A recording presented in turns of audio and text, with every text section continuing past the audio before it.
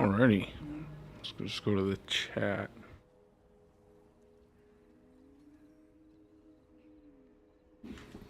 Let's see. I'm trying to figure this out real quick. There we go.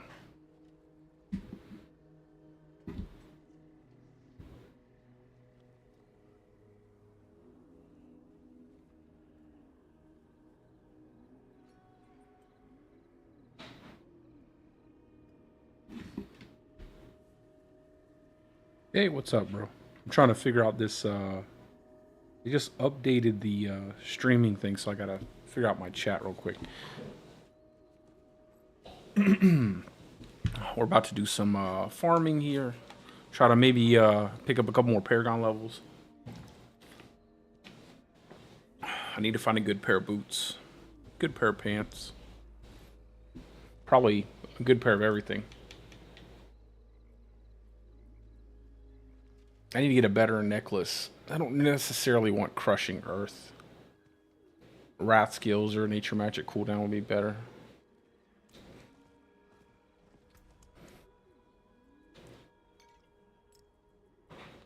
Okay. Let's see what we'll...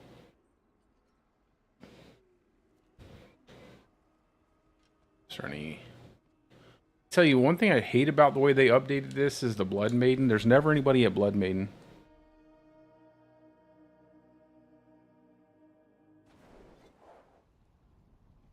Oh, what are you, I mean, that's kind of a, like, what kind of power are you looking to obtain with Druid?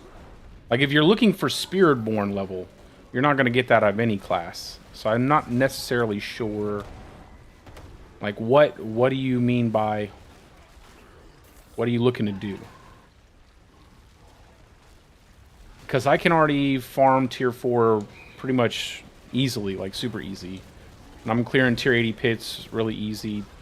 I could probably get it to like tier 95 or above. And this is on hardcore, so...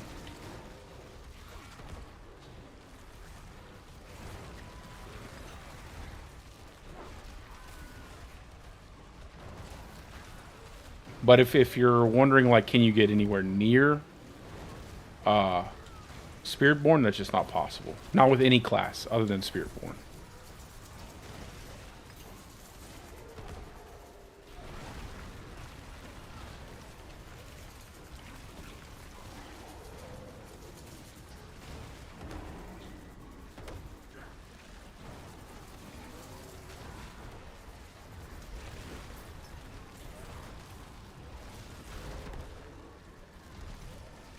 I have several builds though down in the description if you want to look at it. I have Bouldercane, which I'm playing now. Although this is a bit of a different setup than I have in the Mobalytics page, just because I'm kind of testing out some different things. I'm not necessarily sure if you need a Ring of Starless Skies on Bouldercane. So I'm trying a basic ring, since I don't have a Ring of Starless Skies yet in hardcore. I got really lucky and got a Shroud, so I have that. I think that was like my second boss drop, my first Shroud of the season. Thought that was pretty cool to get it in hardcore. Had a GA to resource generation, so not the best, but it's a free Shroud, so.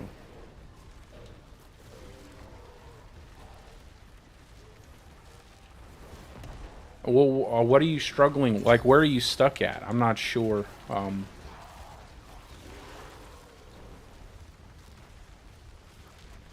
It's hard to say what you're struggling with. You gotta kind of inform me a little bit. What are you looking to achieve? Where are you stuck at? What kind of build are you playing? Hardcore, softcore, like.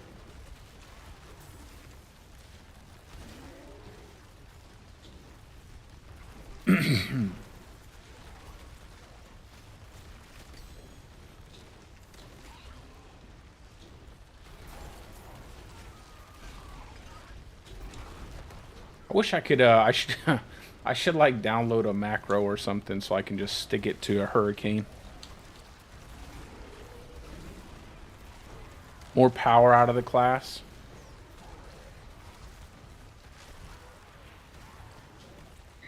Yeah, I mean, the most you can really do, bro, is, you know, obviously getting your items perfect, your masterwork crits where they need to be at, you know, the right affixes on your gear pieces.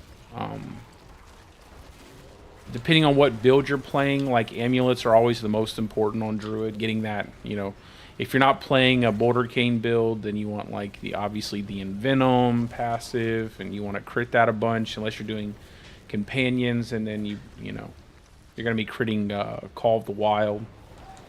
It all depends on what you're playing.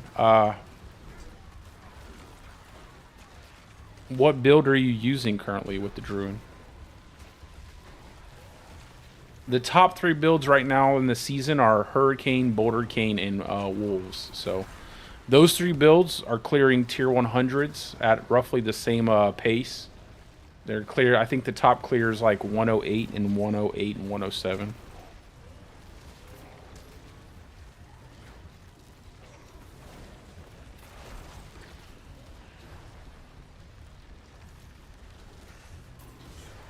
Yeah, Hell Tides are just dead now. Like there's just not. And this was like this on softcore too. Just because you can't easily get Baneful Hearts. They need to reverse that nerf they made. That Baneful Heart nerf really hurt Hell Tides. You just barely get any.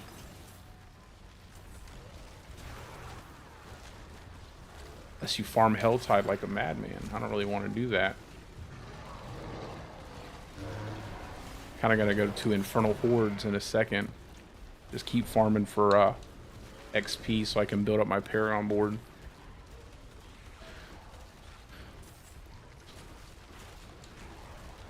What build are you playing? That'd help me a whole lot to know what build you're using.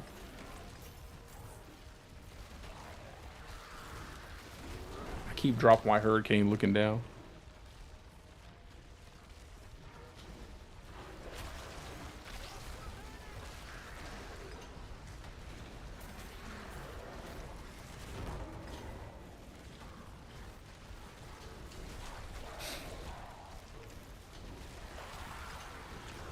Bouldercane is probably the funnest build of the season. I feel like Bouldercane has like the overall everything. Like survivability, damage.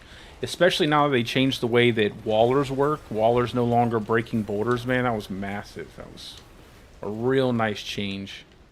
I'm very happy they finally did that. There still needs to be some changes. I feel like suppressor enemies are still too powerful. But it's not as bad because you can obviously hit them with that Petrify.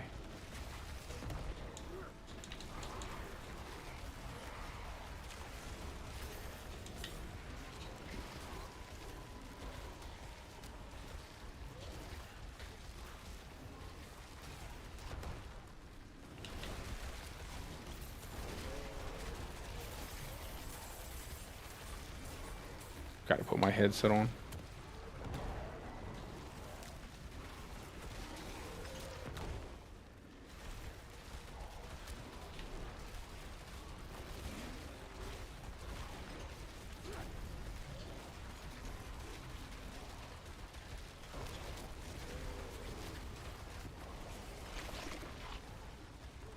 Oh yeah, man, Stormclaw, bro. You know, I have a lot of really good Stormclaw items. I just in softcore, I just actually got some in hardcore too. I got a couple of really good stabs in hardcore randomly. I just haven't set up a build for that. I honestly, man, they have basic skills just don't scale well, and I honestly think the way that they're currently trying to scale up the basic skill damage for the class is just not functional. Unless they would basically have to add like 2,000% damage or something really stupid like that, to the point where basic skills were just ridiculously overpowered for the class. Not for the meta, obviously, but for the class in general, like where they're at now. And most of the time I end up just building like an overcharge build, where you're just basically proccing overcharge a billion times with your Stormclaw setup. Just because basic skills suck so bad. I mean, they're just not... I should take the time to go ahead and set one up. Yeah, Shred is... I'm pretty happy where Shred is compared to previous seasons. Obviously, it should, you know, we need more damage. You know, we do need more damage. But the way the skill functions overall, I'm actually pretty happy with it. That was my sleeper hit for the season. It's probably my favorite build this season. Even though it's not the best in terms of damage, I'm really happy with the direction Shred is going. Probably just needs a little bit more, like just a good solid bump up in damage, and it will be perfect.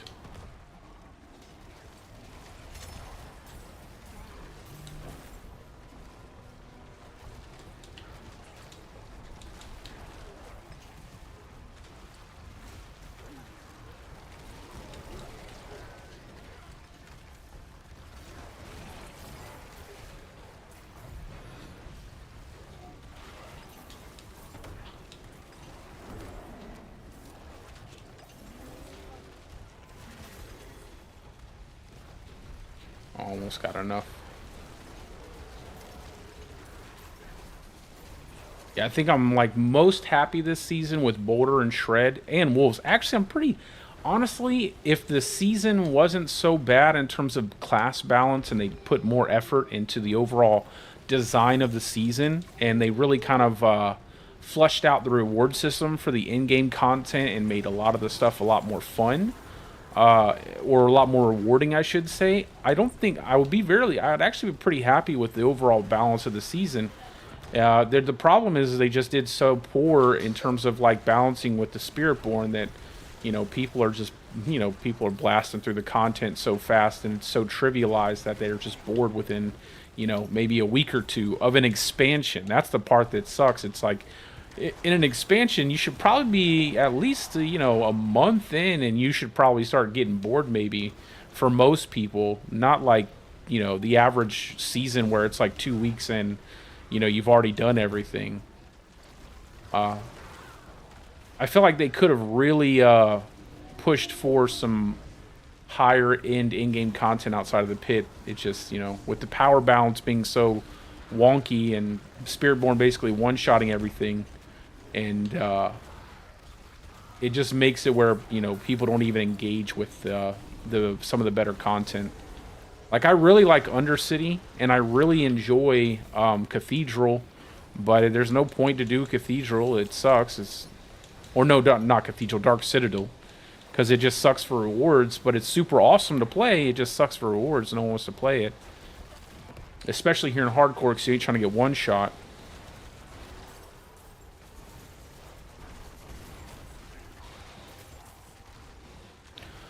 You know, that was actually... I still have to do my, like, deep dive into the Druid class, like all the things that I think would make the class better. I got to go back over my Reddit post. I kind of put it on the back burner for a second just because I got busy. I got to go back over that post and make that video, because one of the things that I thought would be really good for, you know, kind of like building out a basic skill build was if they would... It almost is, it's kind of funny because I thought about this before the Spiritborn released, but then the Rod of the Kepaleka, the Rod of Kepaleka, or whatever it's called, is almost kind of like that. It's slightly different. So your core skills become basic skills. And my idea, I thought it would be really cool if your basic skills could cast your core skills. Like, for instance, with the Stormclaw with the Crone Staff. If instead of giving you, like, Storm Strike or something like that, if you had, like, a 50% chance on critical strike to cast a fully channeled Lightning Storm. So, like, then you're able to cast your Lightning Storm with your Claw, and then you're actually still kind of fulfilling that Storm Claw idea, but you're able to scale out your Lightning Storm and do a hell of a lot more damage than any basic skill would do. And, you know, and it looks cool because you see something different on screen, right? Like, Stormclaw is a lot of fun because of the mobility, and it sounds like a train going by when you're really cranking up that attack speed. But one of the issues is, you know, it has really poor AoE.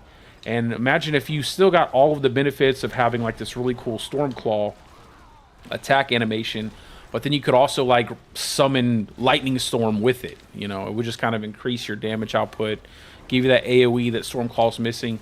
And it would be within the boundary of what I believe like the developers are kind of pushing for, right? I don't think they actually want us to have basic skill builds that are insanely powerful by themselves.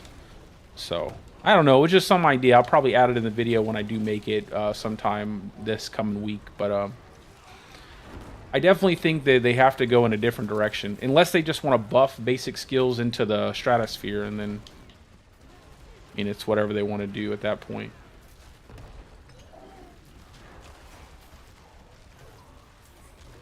But I think giving you an opportunity to like cast your core skill with their basic skill would be a good way of buffing out like builds like Stormclaw. So it's like if you had Stormclaw, you would do Lightning Storm. If you were using something like Earth Spike, you do like landslide damage, right? Or you could even have it where it does Stone Burst, like it's attached to Stone Burst, where you're channeling you're casting your Stone Burst every time you cast Earth Spike, something like that. I think landslide would look cooler because you could use the aspect that gives you that line attack. I can't remember what it's called. There's like quite a few ideas I've had that I think would really turn the class into a solid class, kind of a more finished class. But we'll probably never get that.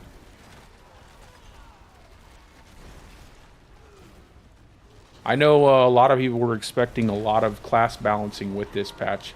Something like what DJ was talking about, like maybe they weren't going to balance it out until the expansion, because that'd be a perfect time people coming back to the game.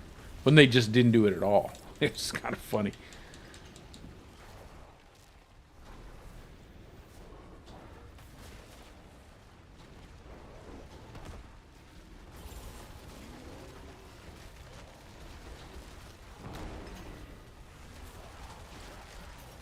Oh, sorry, bro.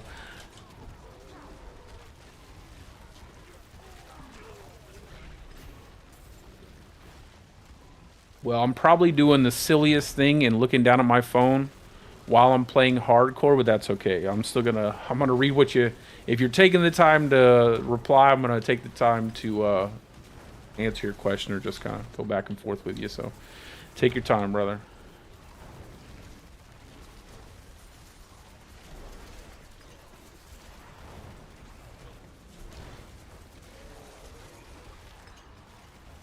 Yeah, I might go back to softcore just to build out a Stormclaw build.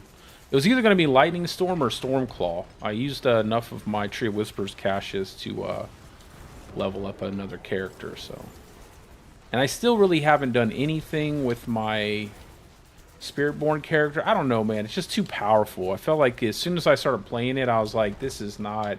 It's not my cup of tea. I need to have more in terms of, like, build creation, like... There has to be some kind of give and take with the builds that I like to play.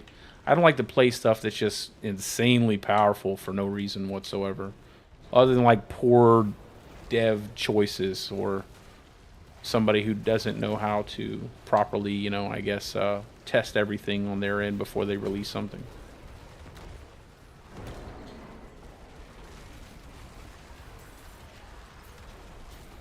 I can definitely see the allure of the class, though. It is kind of cool, all the mobility it has.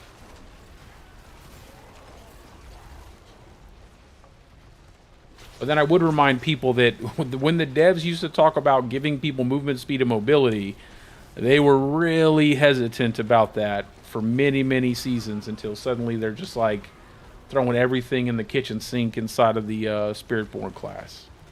It's actually super weird because they were so against a lot of the things that they actually put inside of that class.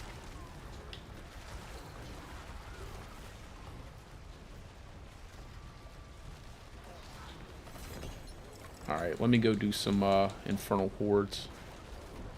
So in Hardcore, it's kind of funny. No one really uses the Party Finder, man. It kind of sucks. I like that about softcore. Party Finder was always live, lots of people. In hardcore, not so much. What's up, my son? That you don't want that.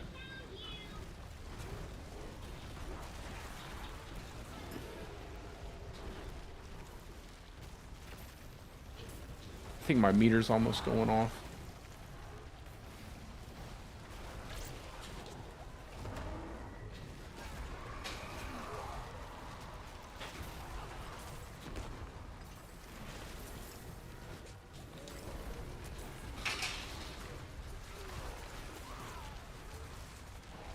I'm gonna farm Durio like a madman so I can get a better necklace. I'd like to get a GA to Raskills and a GA to Nature Magic cooldown. Probably the best 2 GAs I could get on here.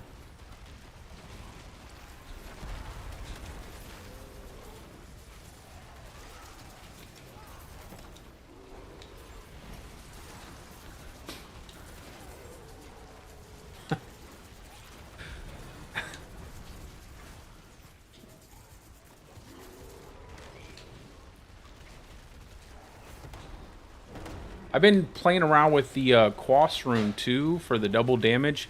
It actually works really well with this current setup. I don't think I'd run a Starless Skies with it though, because I feel like it'd be so spirit hungry that you really couldn't, you know, you'd have to have like the best of the best gear.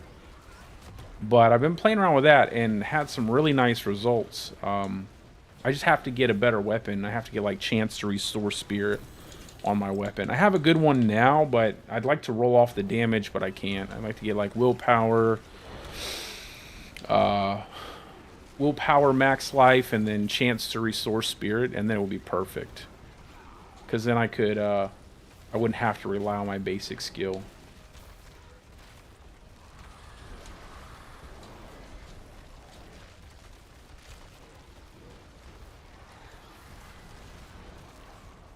I almost don't want to get rid of Shred, man. I really love Shred on this setup. It's not in my planner, though, but I don't know. Sometimes I'll swap between stuff. I'll probably do an update on my Boulder build. Because I am kind of questioning that Ring of Starless Skies. I don't even know if you really need Ring of Starless Skies on Boulder, to be honest. Having a Changeling's Debt aspect, it's like 65x if you get a max aspect, and then you can get another roll of willpower, max life. You can make up for the crit chance, make up for the damage loss, and you can have like basically infinite resources.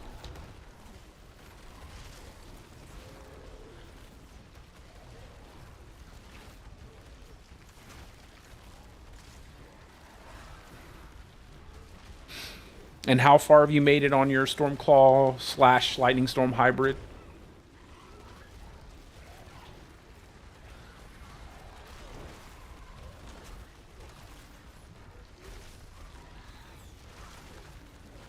I might make it a point to go, to go back to softcore and make a Stormclaw build. Just because I make one every season.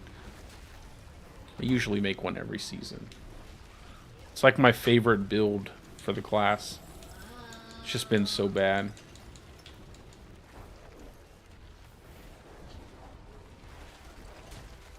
And it's not really necessarily that they haven't buffed it, which they have. They buffed it plenty of times. The problem is it's just the overall power creep. It's just outgrown Stormclaw. Like, you need way more damage to keep up with the meta. Even just the basic meta outside of Spiritborn, you need way more damage.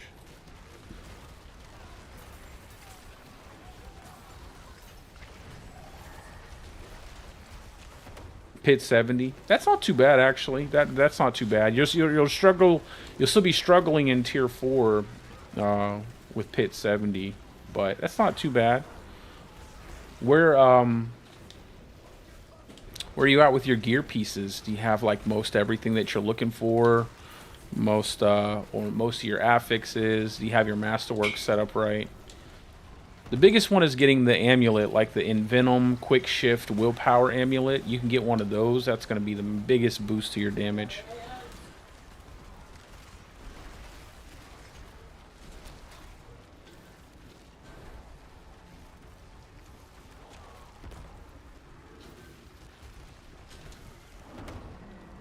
Why can't I activate this?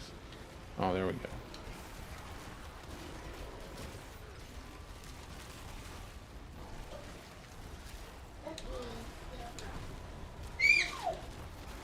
What's up, Booger?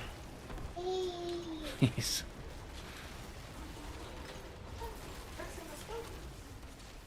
117 is your highest you've been on any class, on any given class?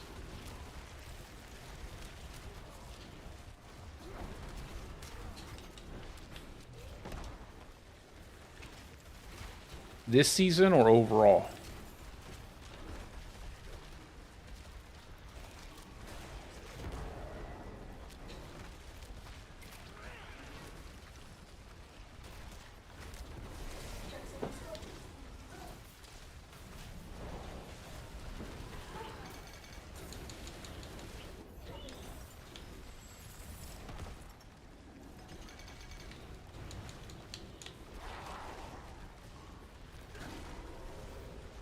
On Spiritborn, yeah. That class is killing tier 50, tier 150 pits in under 2 minutes now. That's class ridiculous. I think Resistance just posted his fastest clear today at 1 minute and 59 seconds. The next one closest is like 2 minutes 11 seconds. But he's got basically perfect gear. So you ain't gonna do that without basic, you know, without having the best of the best gear you can get.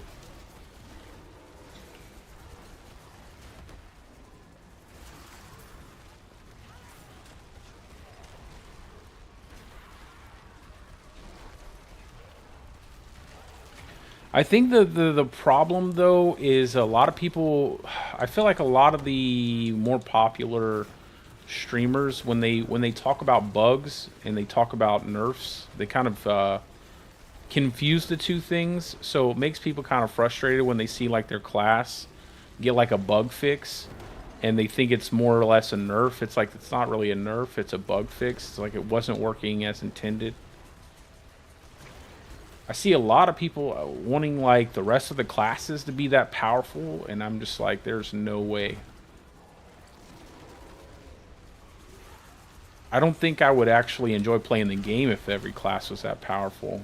I would never have any challenge, like nothing to kind of overcome.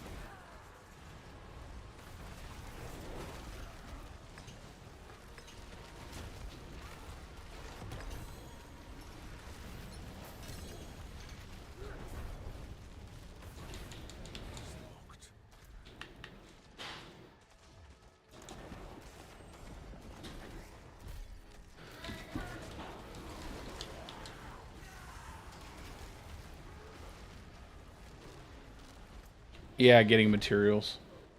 Well, thankfully it's not, you know, the horde is still really good for your materials and stuff.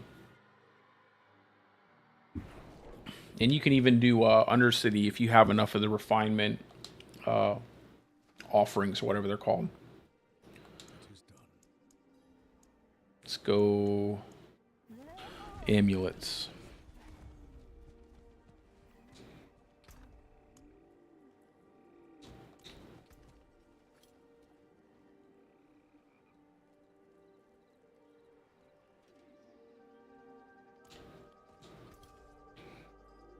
I don't need any of these, unfortunately.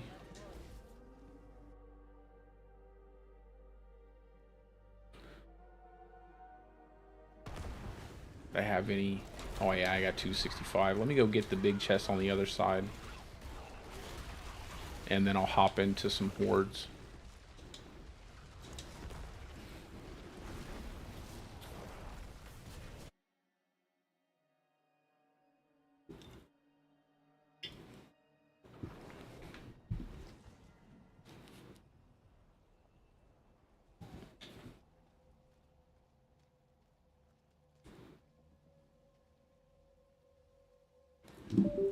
Kind of testing my headset. Is the sound of the game coming through?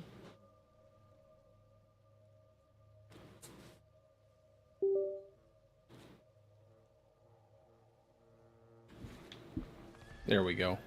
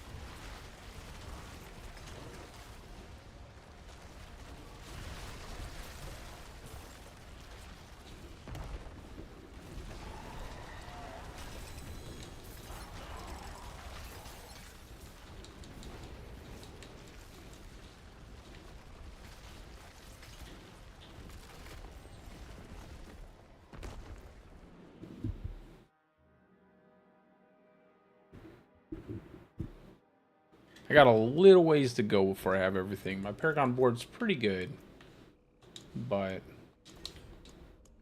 I have all my HP. That's the biggest part. I just have to finish getting all my extra glyphs, extra nodes for my glyphs. Missing a lot of stuff.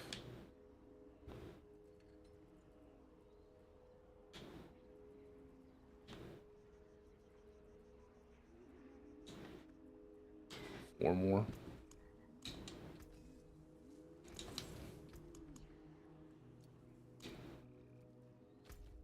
See if there's a party at all. Hey, here we go. I'll join this guy. Haha, look at that. Spiritborn. This is perfect. It was meant to be.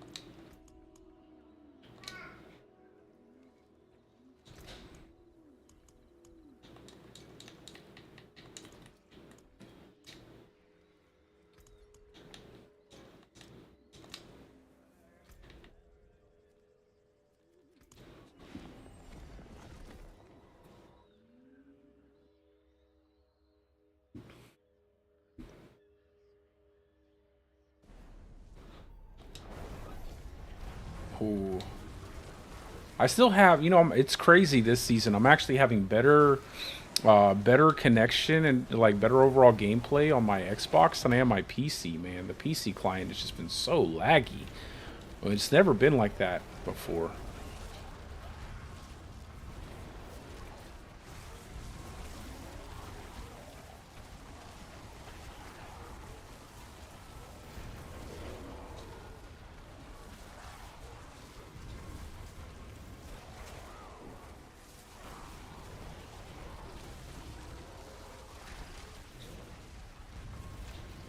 I hope they get it squared away because it's super annoying. I like playing on my PC.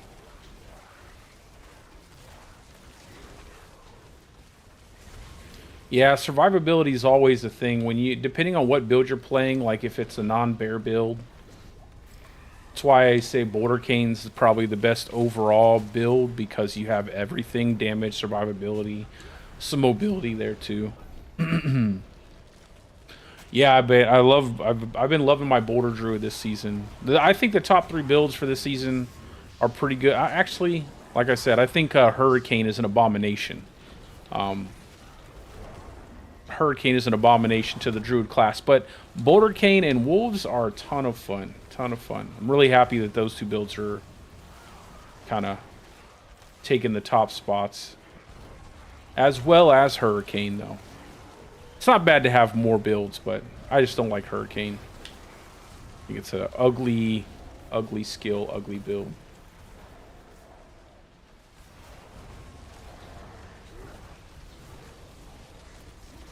We're looking for a good pair of GA Boulder boots. I gotta do more pit, though, so I can use the Obel Vendor. We just started our hardcore character just the other day.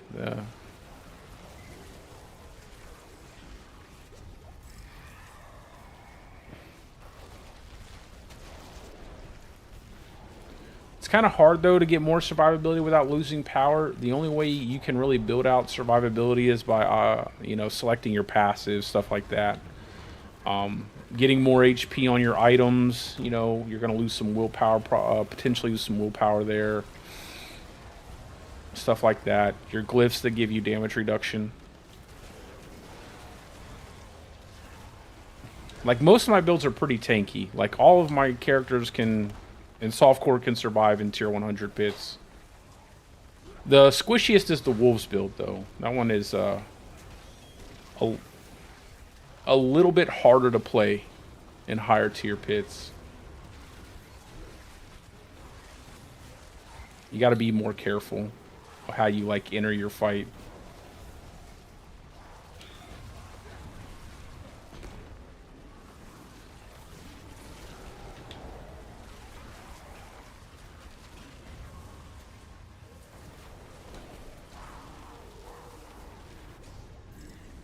$110.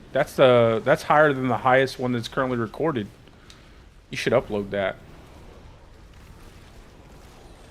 110 is 2 levels above the highest recorded boulder clear. Highest one is 108 currently that's been recorded. That's by JMac.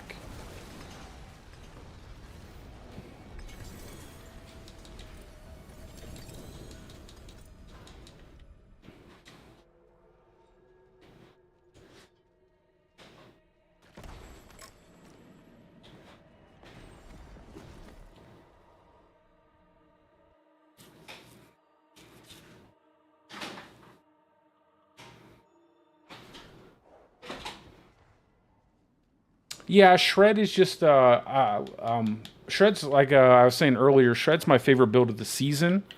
I liked where it's at. It needs to be better, but I'm happy that it's much better this season than what it previously was. It still needs a little bit more, like it needs that extra damage. I feel like they give it a little bit more damage. And maybe increase the AoE a little bit, so you're not so reliant on like Vortex pulling everything close together. And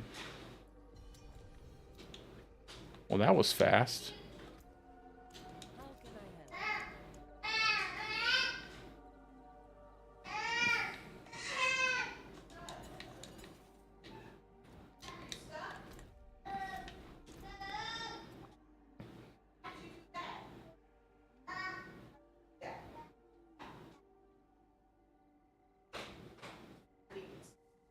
Yeah, I don't know. I'm not gonna snapshot clarity, bro.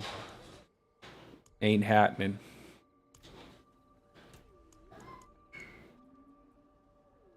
I'm not jumping through that many hoops for a little bit more damage.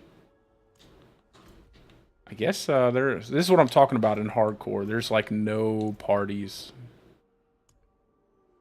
I'll just make one and I'll just do some.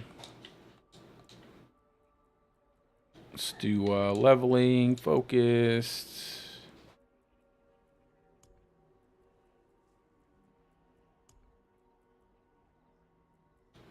Farming. That'd be good.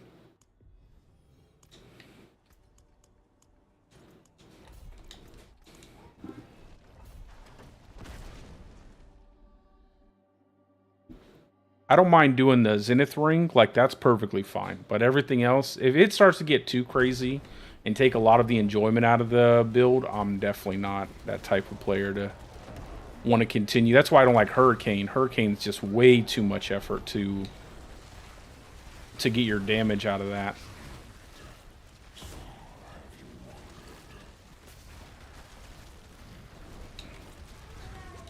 Dang boy, I'm lagging up a little bit. I might not do hordes on my PC. Kind of keep lagging.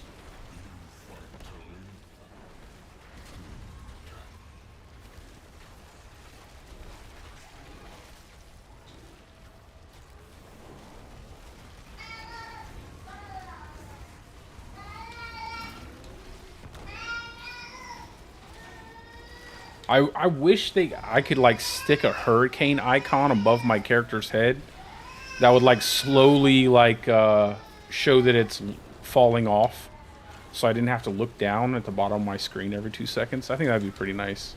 Like just a small icon, doesn't have to be anything super big. They should do the same thing for like boulders. Just have like a 1 through 10 over the top of your head, so you could see how many boulders you have.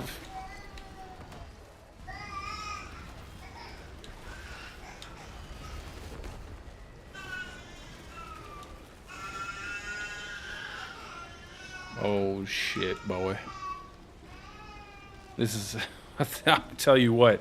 This is exactly what I'm talking about. The PC version just lags. This never happens on my Xbox.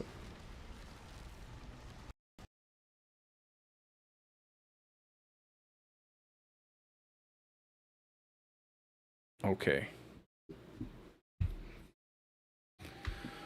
Ugh.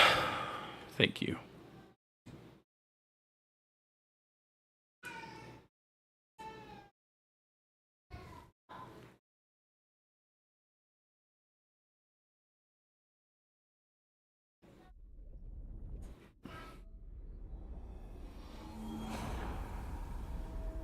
Hopefully it didn't use my burn my scroll of escape. That's kind of unfortunate.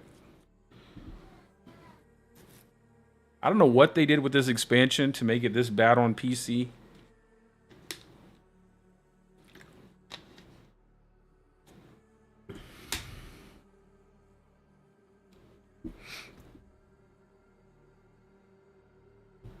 Okay. We're still alive.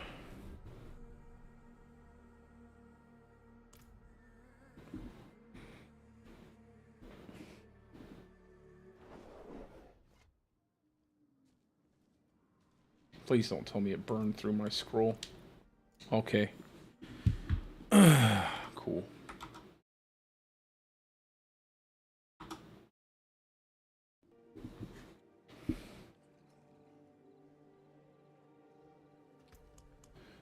Yeah, I don't know if I'll do that. Maybe I'll just do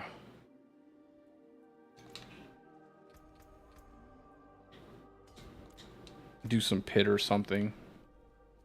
That kind of sucks because I'd really want to do Infernal Horde. There's just no way. I don't know if it's partly because of the Spiritborn or if that has anything to do with it.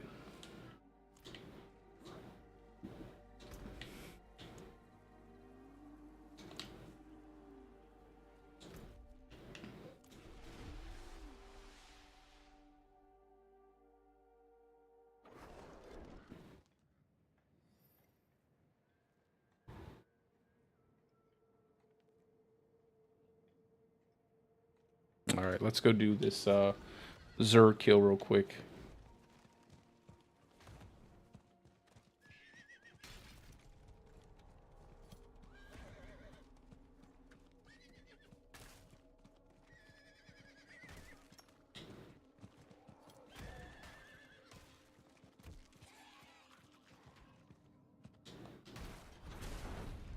Jeez, man.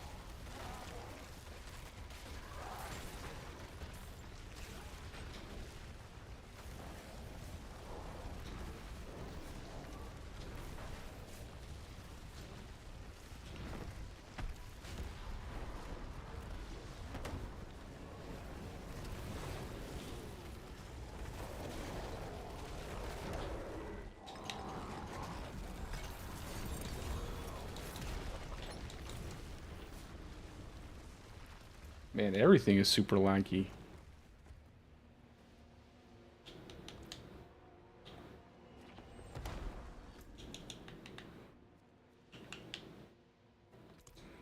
Let's do some pit. I think we'll just do like some tier 80 pit, level some glyphs. Maybe it won't be so bad.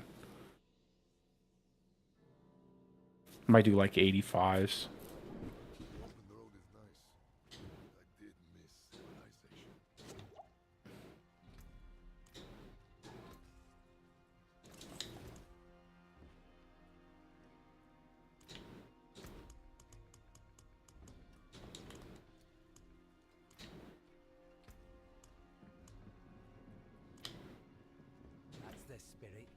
give it a go.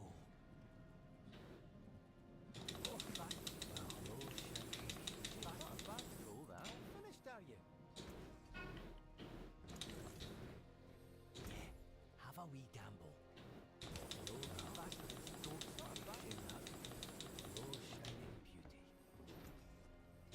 I'll keep my forge hot. Return soon. Nothing good. Shame that. Not a bad bastard. Haha. 0 GAs. Okay. That's fine.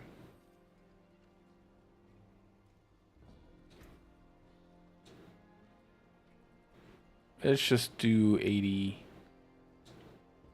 I like 82. We'll do some 82. I might swap my rune into the Quas rune so I get the double damage. It works really well with this build. Not having a Starless Skies is... I don't even think I need it, really. I don't even think... I'm honestly thinking it might be better without Starless Skies, because I don't necessarily know what you get from Starless Skies that you wouldn't get from, like, Changeling's Debt with willpower, more willpower.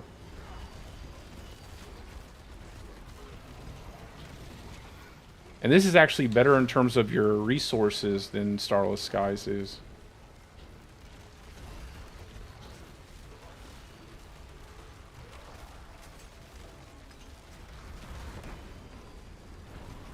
I had to be careful shredding over gaps like that. Sometimes you fall through the map.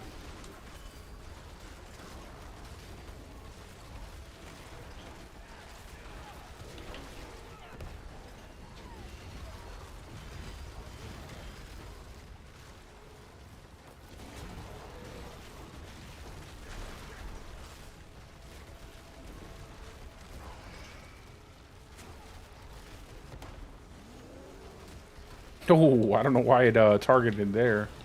That's the fun about playing on a controller. You just randomly target stuff that you don't even... You're not even sure why, but...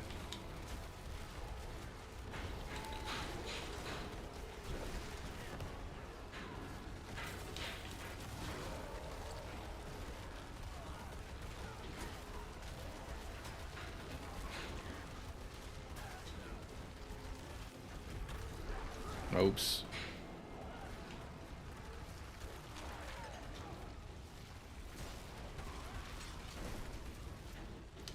Yeah, I might go ahead and put on the Quas rune. I'll have to swap into Claw though. Can't use Shred with that. Not yet. I need to get a better weapon. A weapon with like chance to restore resources. Then I could use Shred.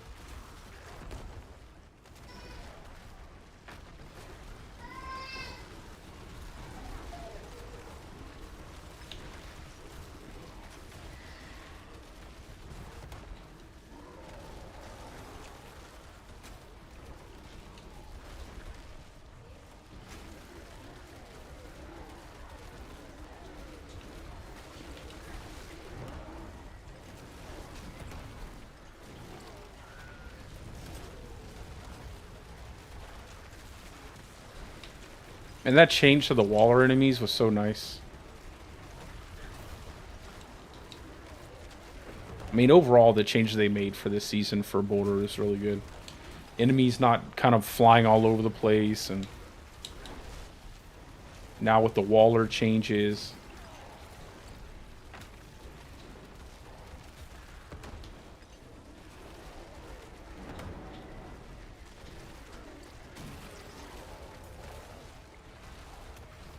And I honestly think it's probably one of the easiest builds to buff because you can just play around with the Dolmen Stone Amulet. Like, if you wanted to give it more damage, you could just say, like, you know, you can have up to 15 boulders in your Hurricane, or 12 boulders, and you can just buff the damage that way. You don't necessarily have to touch the skill. I think the only thing that they should buff on the overall skill is the lucky hit chance. I feel like boulders should at least have, like, a 15% chance to lucky hit. Maybe 10, not 4. It's really low. It's a really bad lucky hit chance.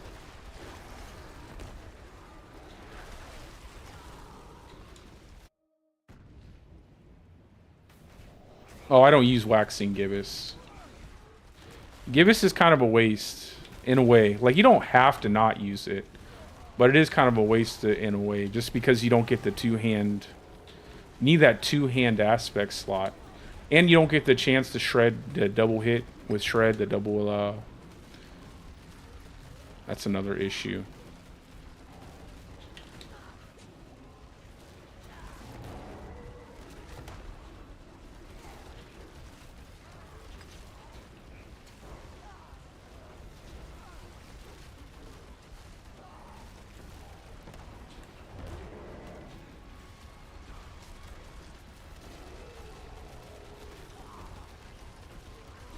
Yeah, I think I like the Quas rune on this even better than the,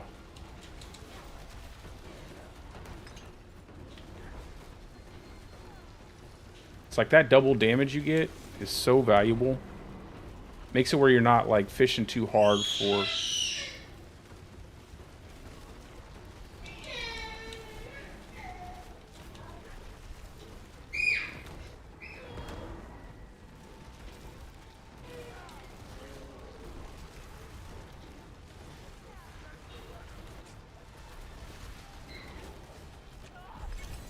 Yeah, that was pretty rough.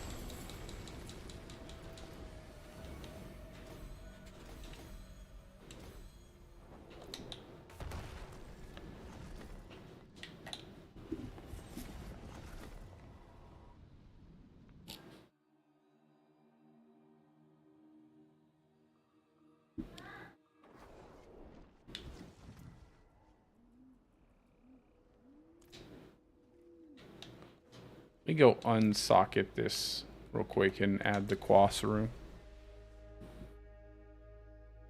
They're there. Your boulders just go over the top of the walls now. Instead of breaking on the walls, they just go over the top.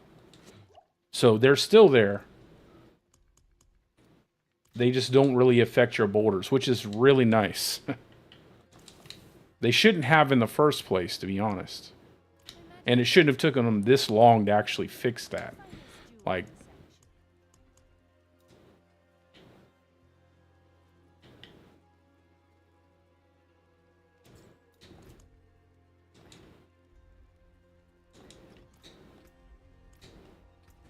And I just gotta swap out my shred.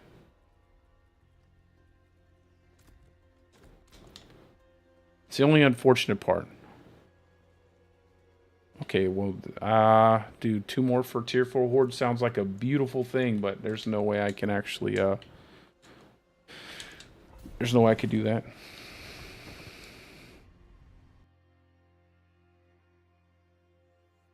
It just seems like the game is lagging too much on my PC. I rarely disconnected before this season. Like, actually never disconnected.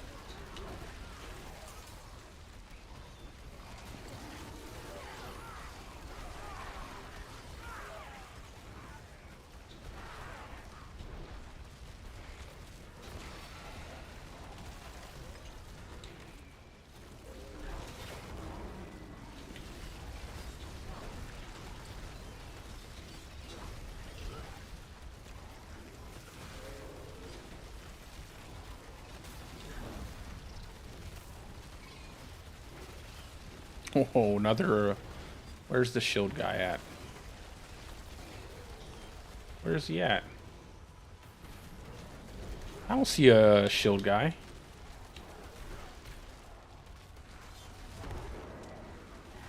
Is he like way off the screen?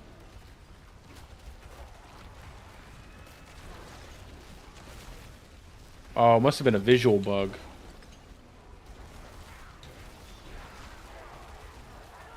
You know, before... Oh, yeah, bro. Absolutely, you can join. I'm on hardcore, though. Like, yeah, you're more than welcome to join. Absolutely. I'm on hardcore, so I don't know if you... just give me a second to get out of here. Do you have a hardcore character? I'm trying to get my Paragon up. I was going to do Hordes, but it just seems like I don't have enough stability for Hordes right now. Just immediately crashed as soon as I got in there.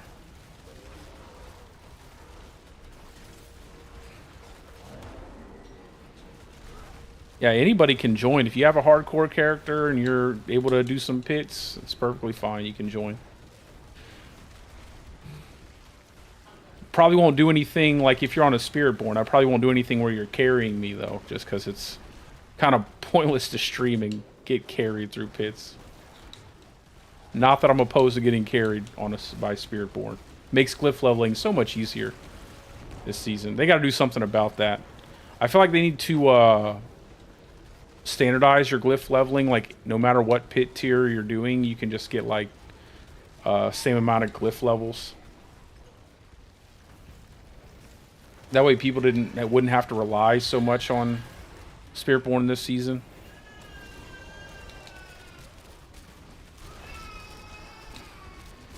Because if you're not playing a meta build for each one of the classes, there's no way in hell you're gonna level your glyphs to 100.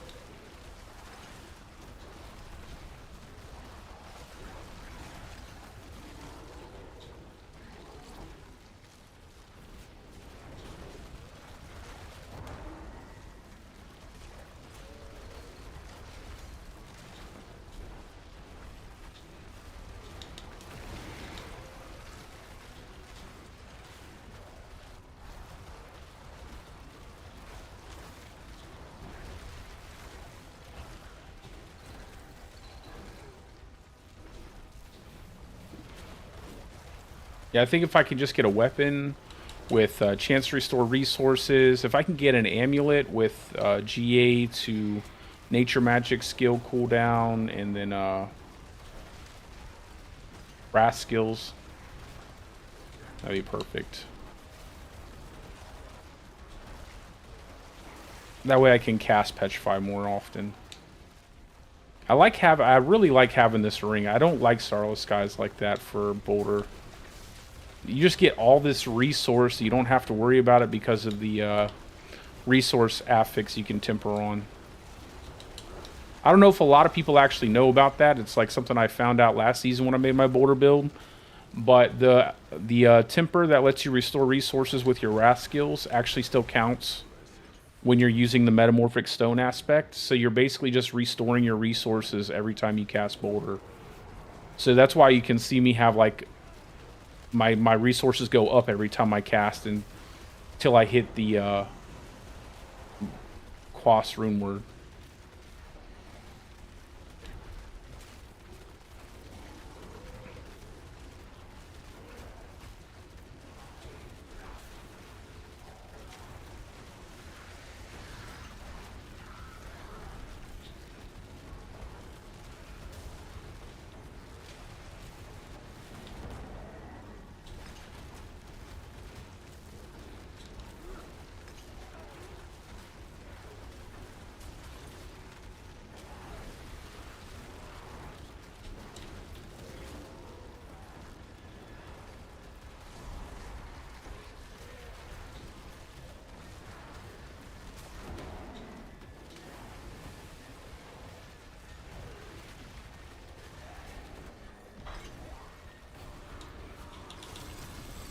We're still getting 2 levels. Let's see how far I have to go.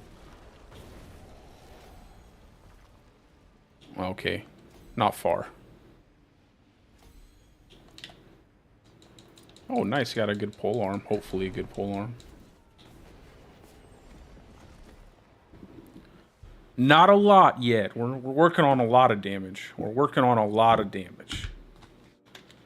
I still have... I'm pretty... I'm in the infant stage of my Bouldercane build here in hardcore. I'm missing quite a few key pieces. Well, key affixes, really. That's really good.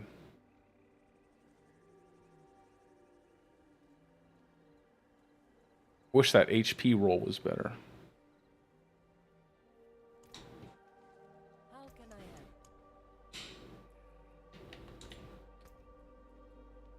How you doing, Kettle? So far I have this Facility's Prayer. I did get lucky and get a Shroud, but no GA on the HP or all stats. I rolled on core skill gloves here, but I need like a GA core skill, and then I could roll off resource cost reduction. Change up on the pants are fine. I'd need a couple other affixes. It's not too bad, but the boots missing GA to Boulder is pretty big. And then a decent weapon, but like I said, I need a better weapon. My Zenith ring, it has, you know, GA to predatory instinct, but obviously you want like quick shift. And then this is what I'm talking about. So this casting Raskills restores primary resource actually works with your metamorphic stone aspect. So you basically have infinite resources all the time. And if I get a chance to restore resources on this weapon, then I could probably sneak Shred back into the build. I'm just not sure yet. But we'll see what happens. And then I have this. I don't have a Max Dolmen Stone, and it has a GA to Crushing Earth. I prefer Raskills or Nature Magic cooldown reduction. So tons and tons of damage to pick up still. Nothing is obviously masterworked all the way. I don't want to really waste my resources until I have the gear pieces I'm looking for. And then all of my glyphs are like 60, 65-ish. About to go to work. Well, I hope you have a great night at work, bro. I can break that down. Let me go ahead and see if I can't temper on. There's critical strike chance and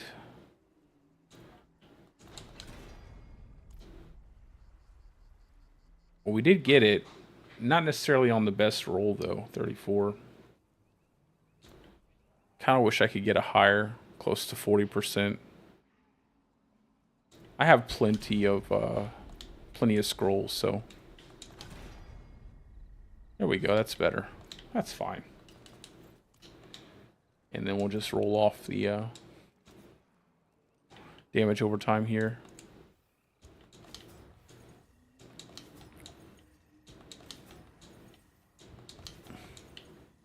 Look how fast the price goes up on your weapon, man. It's crazy.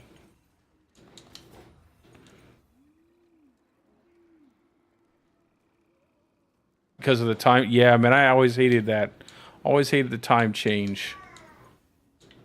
You think you're about to be off, and then you got that whole extra hour to work through.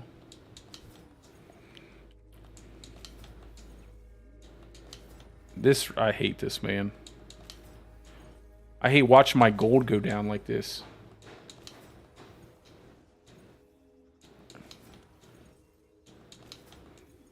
$5 mil every single time is crazy. I'm about to just scrap this son of a bee. Oh, how many times can I get life? How many times can I get lucky hit chance to restore life? How many times? I'm getting the same affixes over and over again. There we go.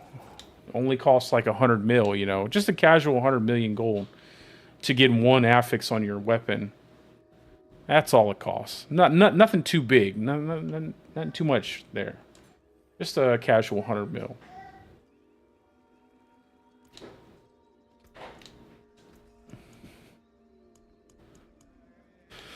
Good lord.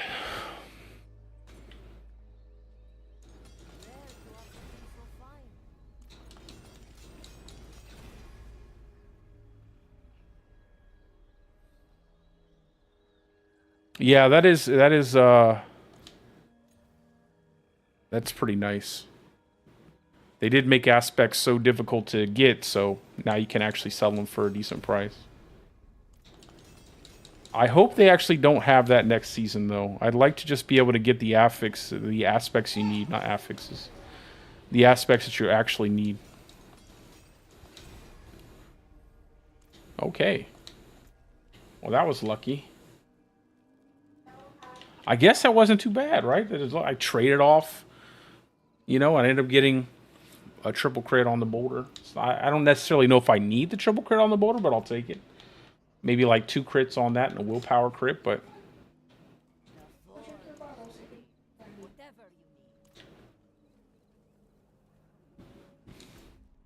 What if they get so upset about? Hey, cutie. All I heard was Jackson and him just going crazy. What's up? I love you.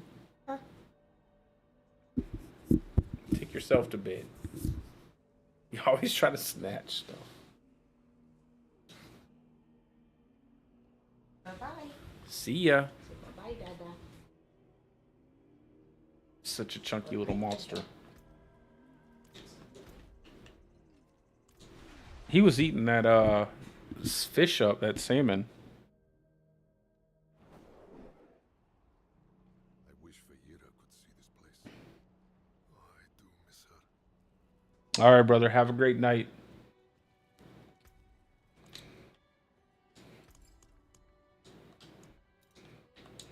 Come back and see us.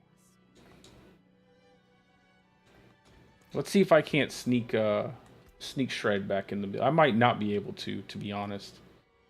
If it gets clunky, I'll go out to like Helltide and play around with it. Let me put retaliation back on the weapon.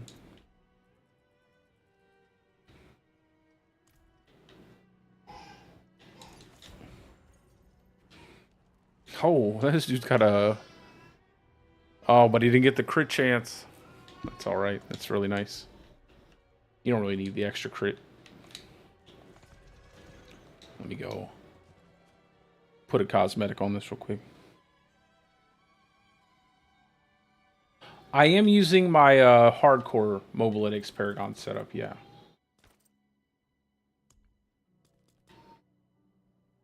Let's see which one of these looks the best. That one didn't look too bad.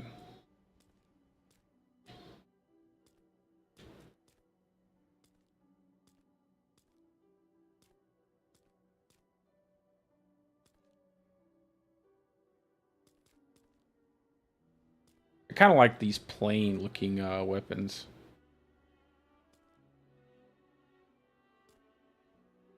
This one always looks really cool.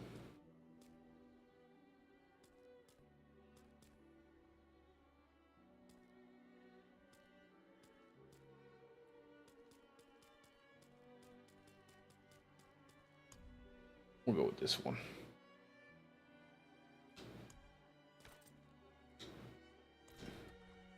Oh, shit, forgot to save it.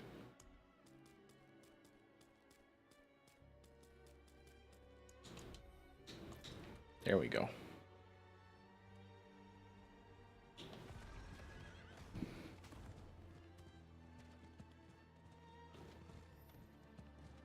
It's just the way, you know, when you get... I make builds, so it's like I kind of, you know, once you're kind of used to things a little bit... I did change some things, so my Mobilytics setup is a little bit different than what you see here because I am using the ring that I'm using. I'm not running the Yom rune. I'm using Quas to get the double damage. So there is a bit of a difference, but not really too much in terms of the aspects and affixes on my gear. I don't have a Starless Skies. Like I said earlier, I'm actually kind of leaning away from Starless Skies slightly. I don't know if I'm 100% on that, though. I think I can get more out of a Changeling's Debt ring with the Wrath restoring resource. Because Changeling's Debt, if you find a perfect aspect, it goes up to 65%. Plus, you can get the willpower, which gives you more. Yeah, see, this is why I might have to swap into willpower, not willpower, but claw.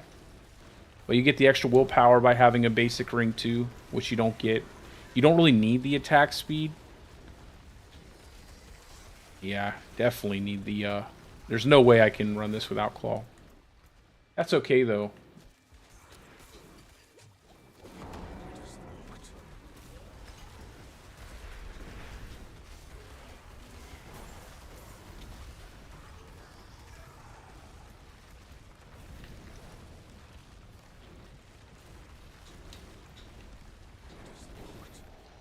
Oh yeah, I don't have any baneful hearts.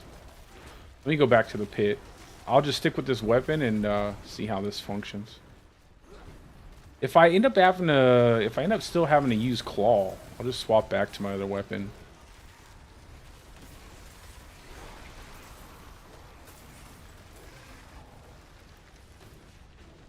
How many? We'll just grab one more and open up a chest. I'll show you real quick. Let me just get these hand guards.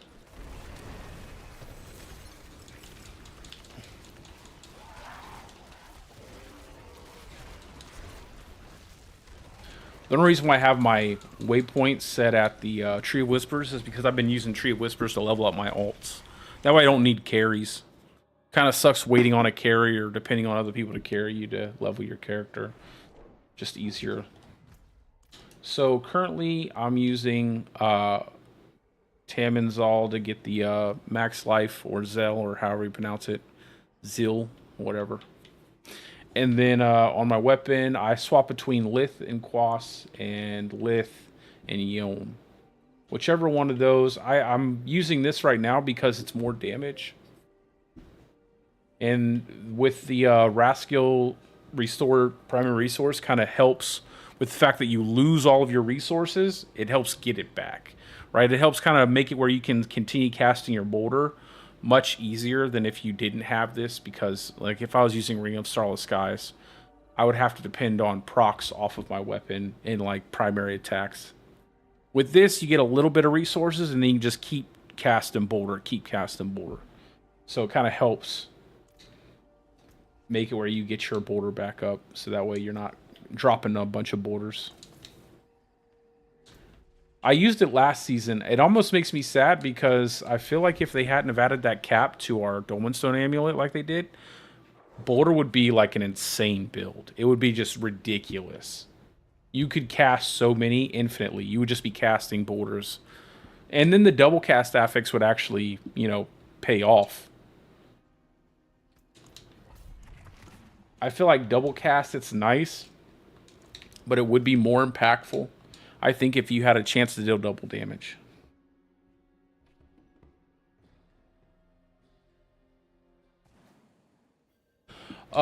Yeah, that's because Mjolnir Ring functions weird. The Mjolnir Ring functions strange. So I think, honestly, it's the way they have it worded.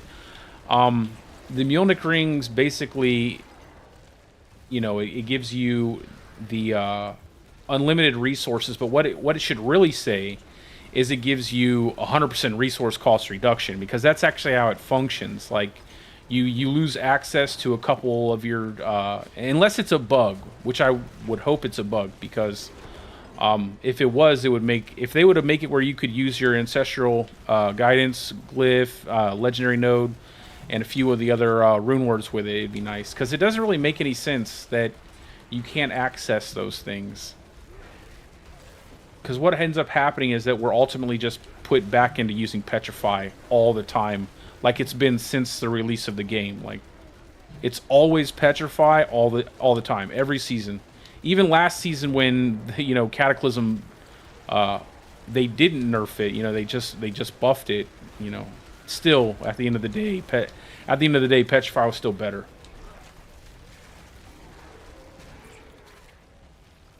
It would be nice to have a different ultimate that would work really well. Because I do, as much as I do like Petrify just because of the ease of use, it would be nice to have something that was a little bit more flashy, like Cataclysm. It still gets the job done, but if you're looking to like maximize your damage output and everything, you're still going to want to go Petrify.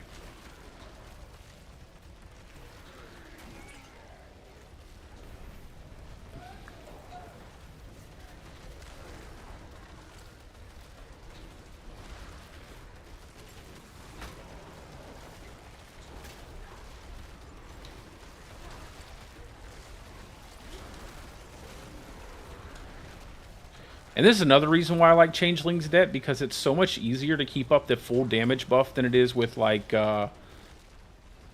you're not worried about, you know, constantly casting a boulder every few seconds, so that way you keep up your Ring of Starless Skies. So you just cast boulders and cast your Poison Creeper, and that's it. You're just not worried about keeping a buff up or anything. It's just one more buff you don't have to worry about.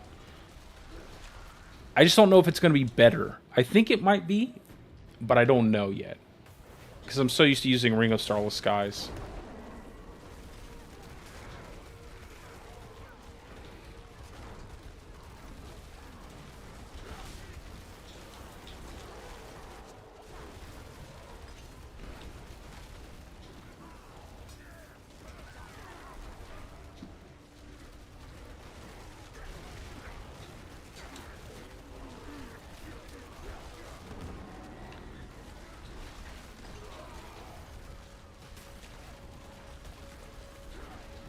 Man, I love having Shred on the build.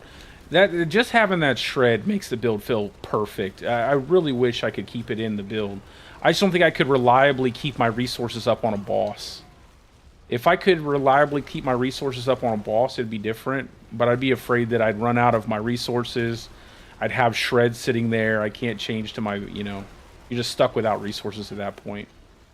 The only way I could see is if I changed my Bloodhowl to giving me resources instead of giving me attack speed. But I really like that little bit of attack speed you get from Howl every now and again. It's like you don't need too much attack speed on the build. You just need a little, just enough to kind of make it easier for you to get your boulders out.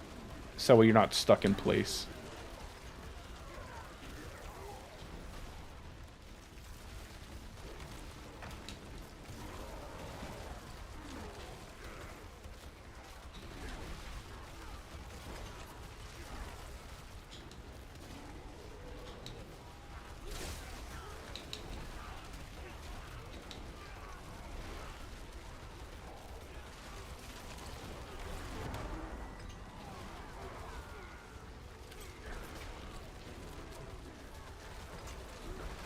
This is actually really nice that I have a pretty solid ring, because getting this pole arm, I still get that benefit from the vulnerability damage.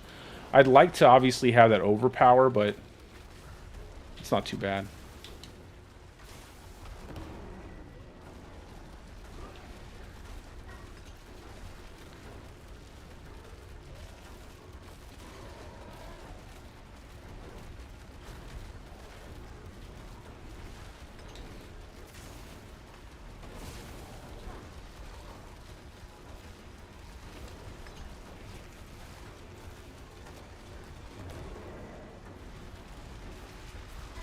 Oh.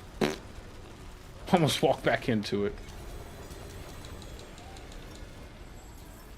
Not that it would kill me, but still.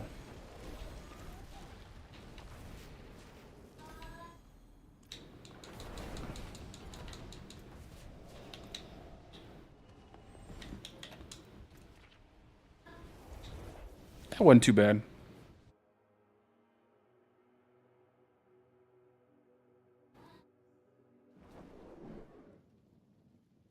Is amazing. Yeah, I imagine it probably feels awesome. I imagine it probably feels really good. I just need the extra HP. I don't want to lose that HP, you know? I need that HP because A, I'm in hardcore, and B, at the end of the day, it gives you a higher amount of damage. But yeah, that teleport, I could imagine, would probably feel pretty great. It's not a bad amulet. Not bad at all. I think I'll stick this weapon in here.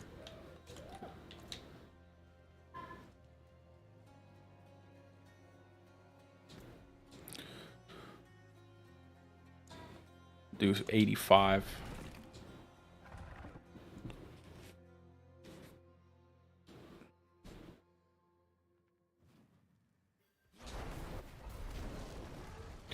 You know, as much as they Shroud is like the new thing, I almost hope they don't nerf it. I kind of like having Shroud, man.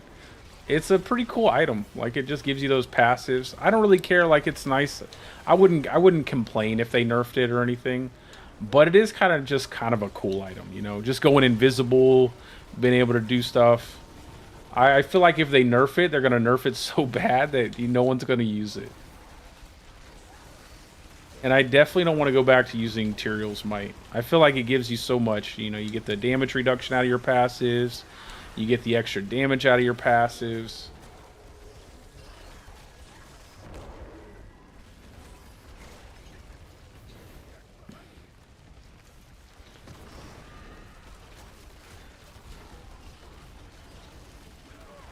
Oops. I'll let my hurricane drop off.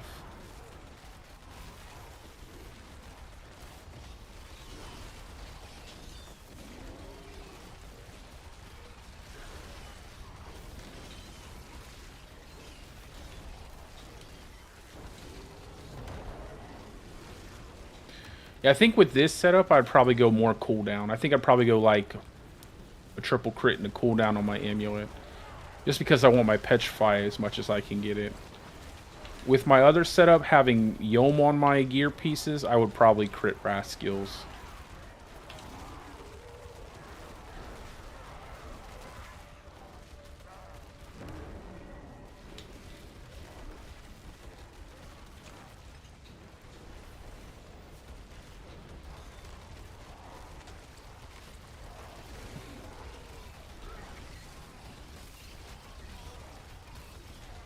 I don't want this Joker following me.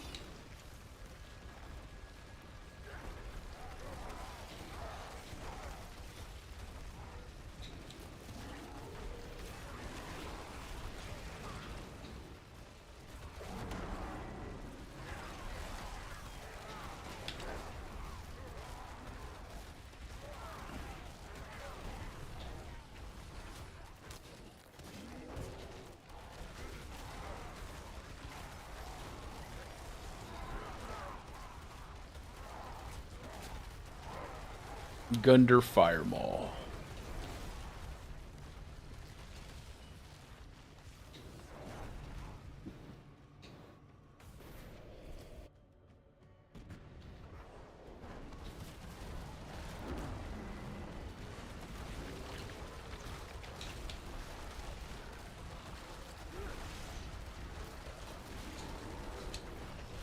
Man, I still feel something else they could do.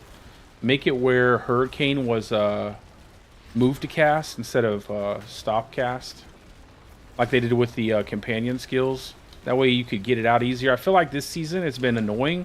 Well, this season and last season, like I would find myself having to multiple times tap like Hurricane, and it sometimes would just sit there and still not go off. So it'd be nice if they change it to move to cast, so that way you could just kind of, while you're going, you just slide, just cast it, no big deal. You don't have to stop. Your character doesn't stop in place.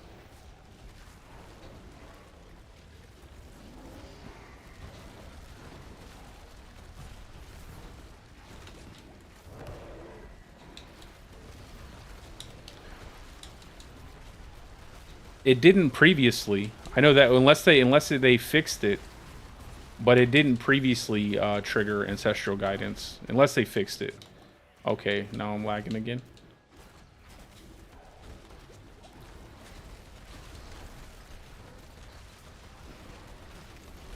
They must, if it does now, they must have fixed it. Because that was a bug for the entire season last season. And I didn't see the patch notes if they did fix it. I should probably go back and look through them. But previously it did not.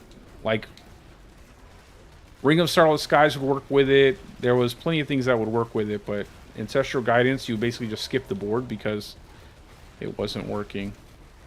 But yeah, if it's working, then I'm wrong. I just haven't tested, I haven't tested that. It didn't work on the PTR, I can tell you that.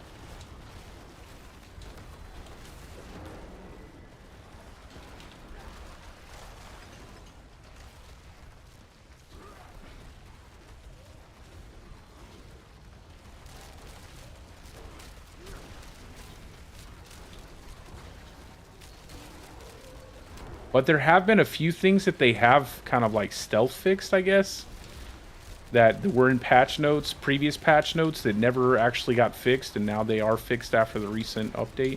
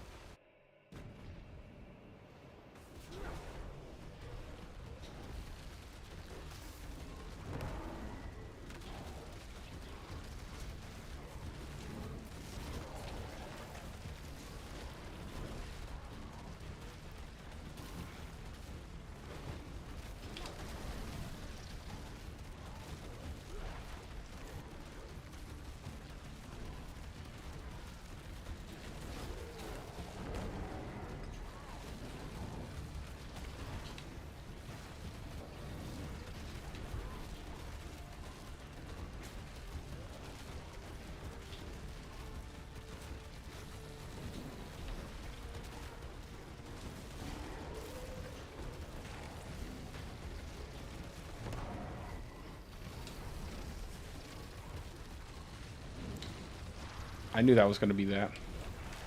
I had a gut feeling it was going to be the pool.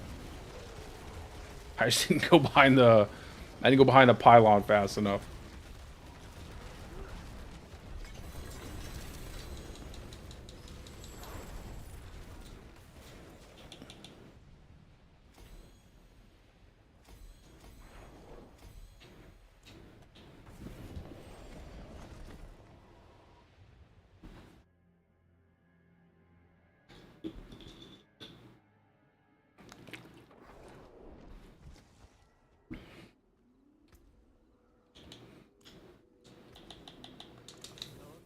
I keep forgetting just to teleport out of the dungeon.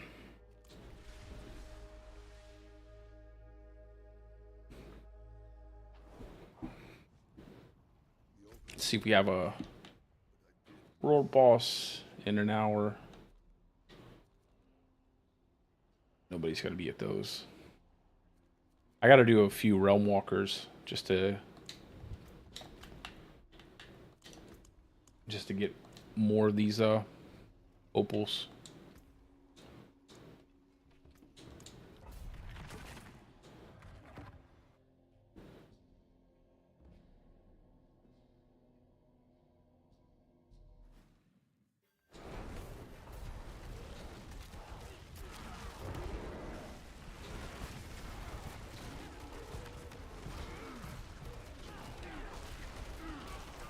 Yeah, if Ancestral Guidance is working, it makes me wonder why this isn't working with that. Probably the same issue. I don't know how they I don't know. It feels like if you fix it, you should know that if you add something more like Quas, then you probably need to look at how the Mjolnir ring functions again to make sure that it's functioning correctly. It seems like such a simple thing to do.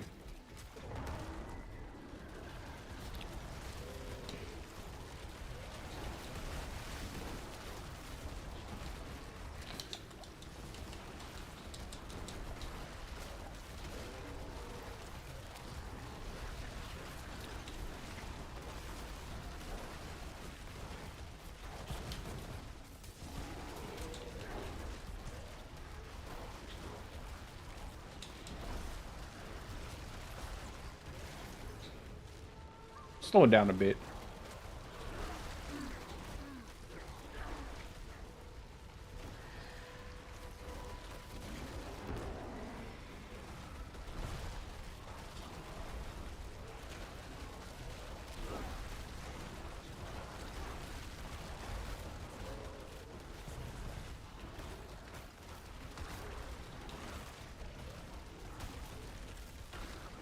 I almost think I should probably roll all. I don't even know if you would need to have chance to restore resources. Just kind of puts you in a lazy mode where you're not really looking at your resources, and then suddenly I find myself without resources. Probably just easier to keep just hit a claw a couple times after every cast of your quas room.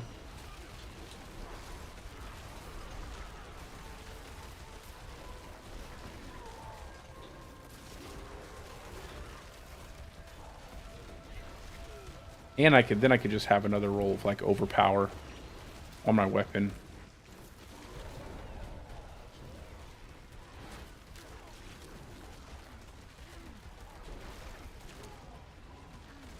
Because I don't really need the added resource generation outside of just like that first initial tick of resource after you get the proc off your rune word.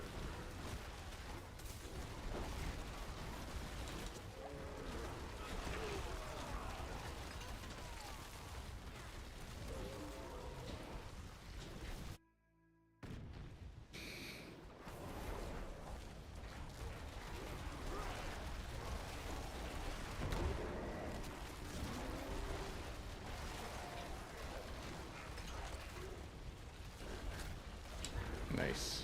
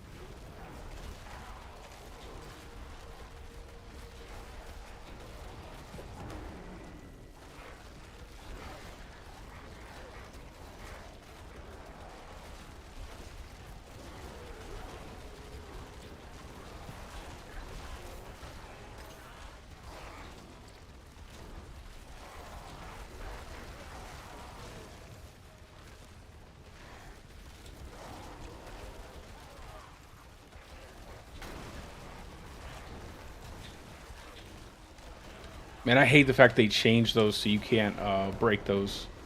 At least they took the damage down, though. If they had left the damage like it was, oh, that would have been such a troll thing to do.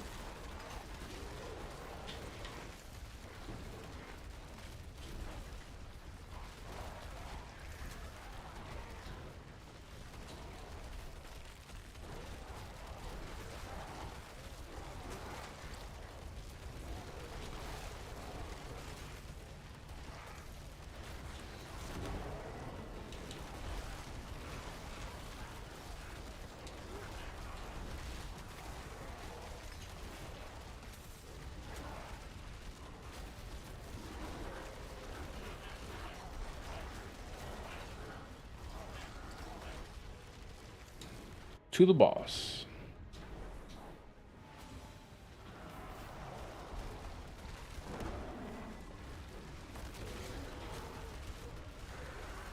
Oh, nice.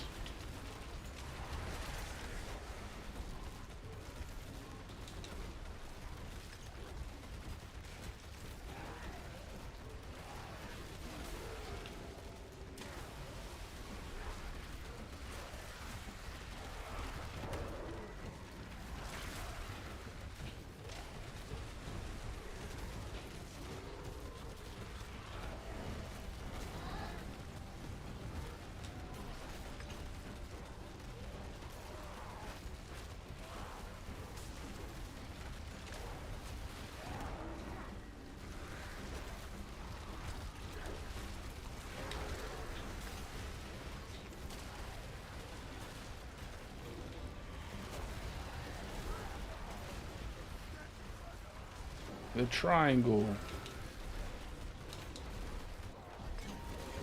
Easy. Not too bad.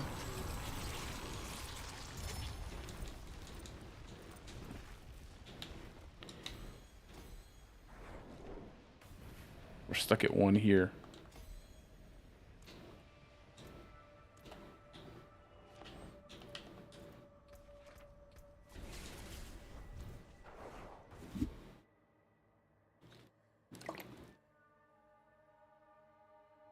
We have so much more damage to pick up, man.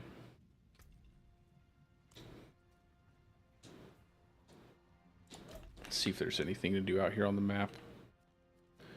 Got a Realm Walker in 3 minutes. Could run to the Helltide.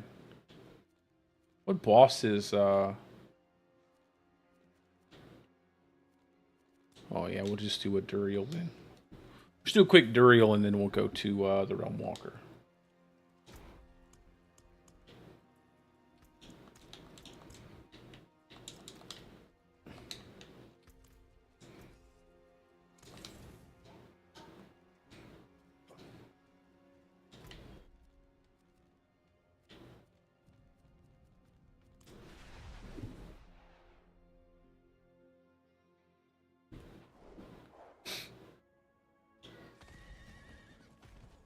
Let's go.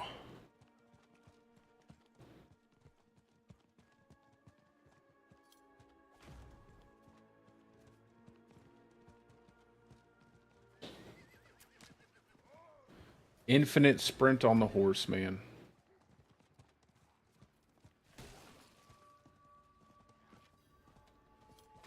That's one of the things I missed from Season 2 season journey buffs. The infinite sprint on your horse.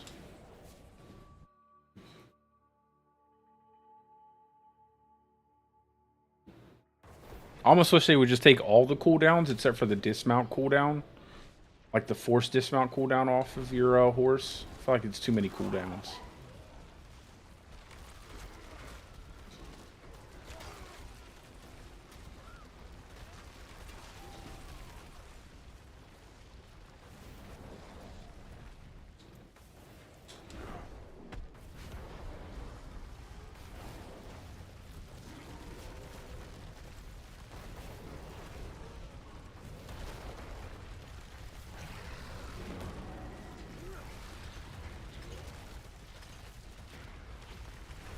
Of course. I should have just let him run.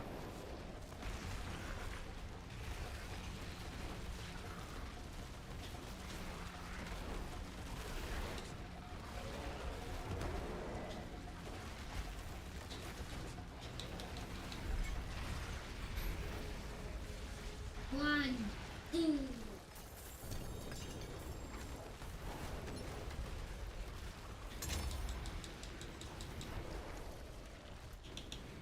Nice to get boss mats from bosses.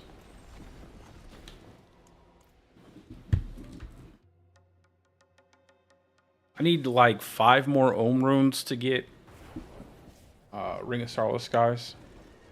I've got a bunch of Bach runes, but then I got that lucky drop on my shroud, so.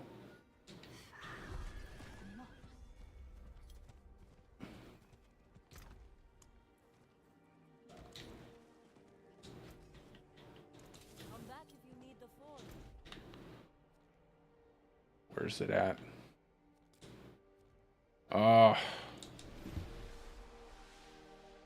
I really wish they would just unlock your waypoints.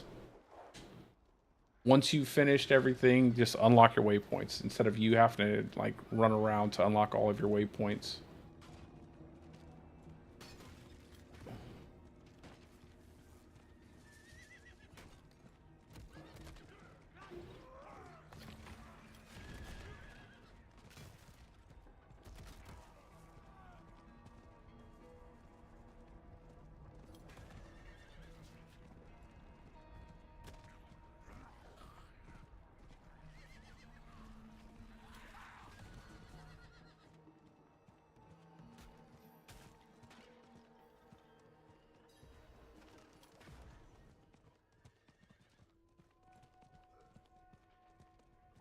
I gotta remind myself once I do this to go unlock the waypoint here.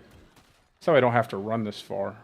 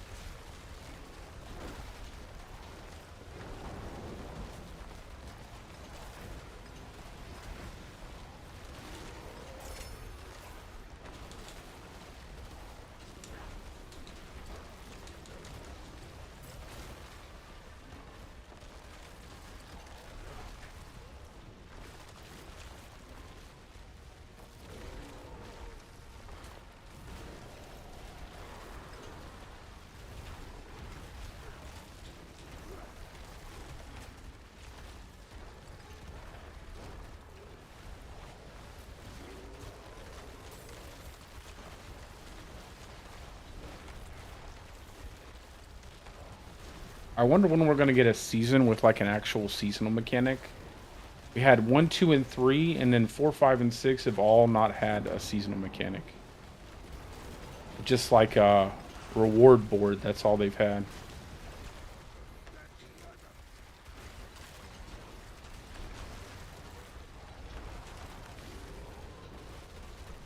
Like some real powers, something that really does change how we play the game.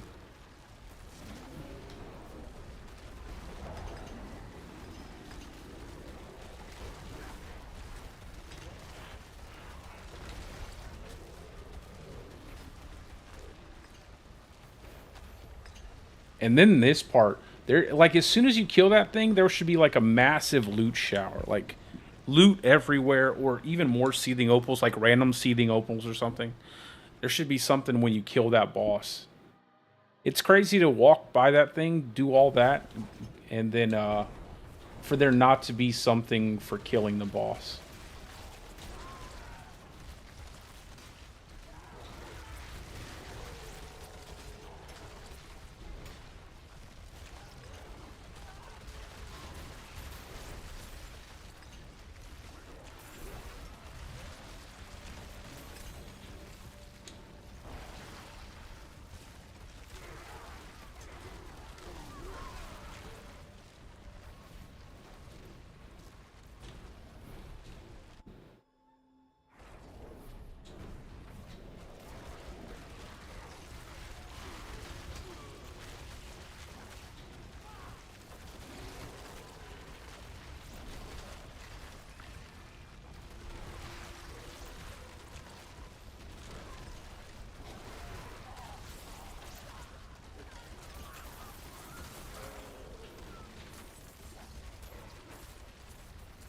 I might do some Undercity. I could use some runes and some boss mats, and then do some bossing. Oh, Jesus Christ, bro!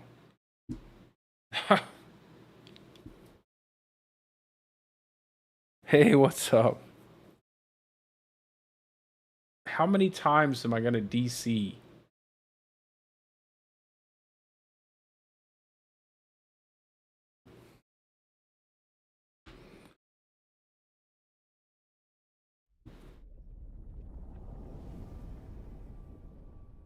Are you playing hardcore, Joey? Like, you can jump in the party anytime, brother.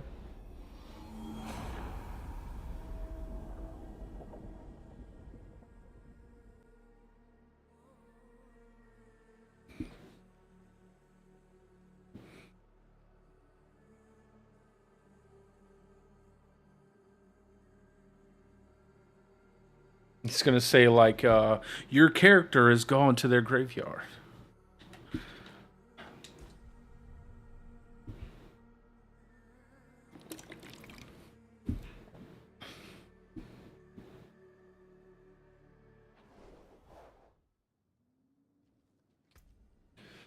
Oh, man, that sucks. Because I keep losing my potions, I keep losing my opals. Every time there's a DC like that. I want to do the Dark Cathedral with people, but I don't know, man. That's a big risk. I feel like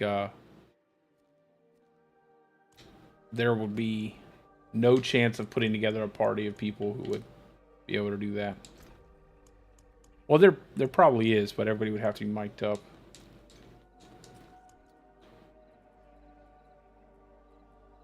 Let me run some of these beasts real quick. Just go do this.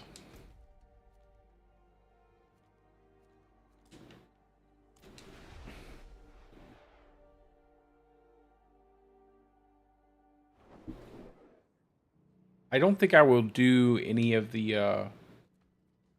Andaria without a party though. Just because Boulder with the suppressor domes, it just doesn't work well. Damn, I am lagging up.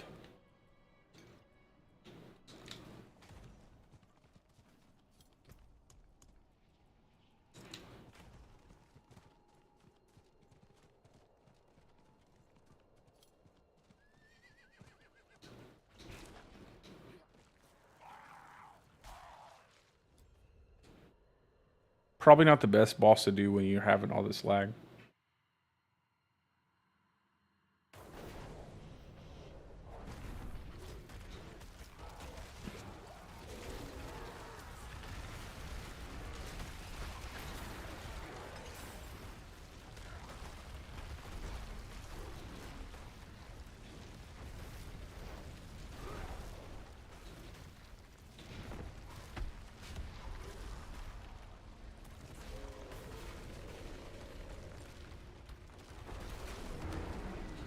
It's not good. It's not a good start.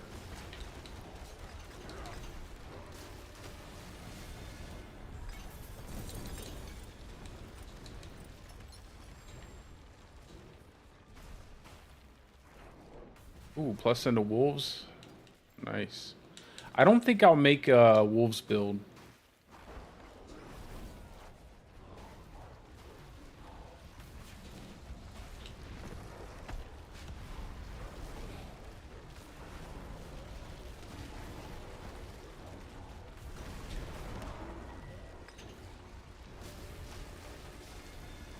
Oh, okay. No pun intended.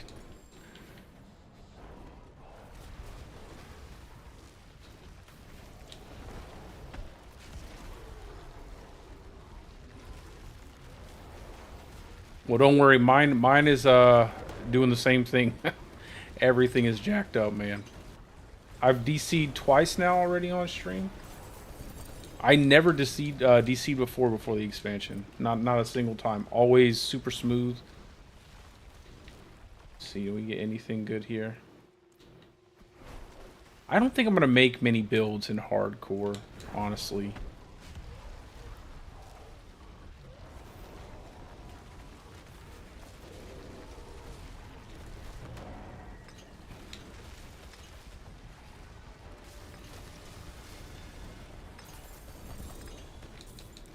Yeah, I really enjoy hardcore. You just have to, it's just, you know, it's a bit of a difference when you're swapping over from hardcore to softcore. You kind of gotta be more defensive minded. So everything you're kind of stacking out your HP first. You're stacking out your defensive skills. You're doing all that stuff first.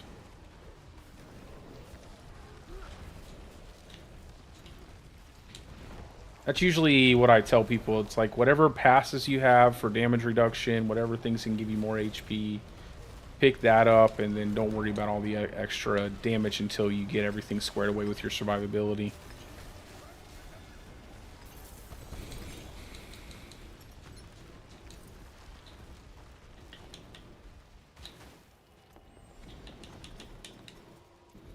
Stone Burst.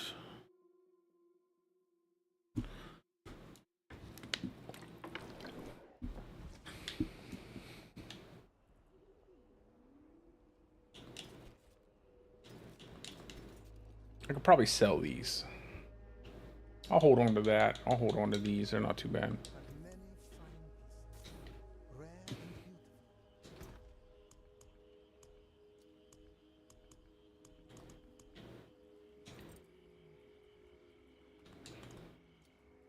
I need to go through and get rid of some of these items. I don't need all this stuff.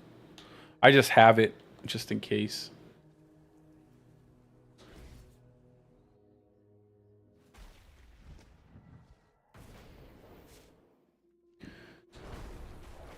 Yeah, I think it would be good. The only problem, though, with a full support druid is that a lot of the support skills that we have, you don't really need anymore. Like, that's what I find the most, to be the most difficult. It's like you'd go, what, Bloodhowl to and get the passive for, get the aspect for Bloodhowl, but do you need crit chance, right? Do they need more? Most people already have their crit chance maxed out. Most people have their attack speed done. Damage reduction, do you really need more damage reduction at higher end content?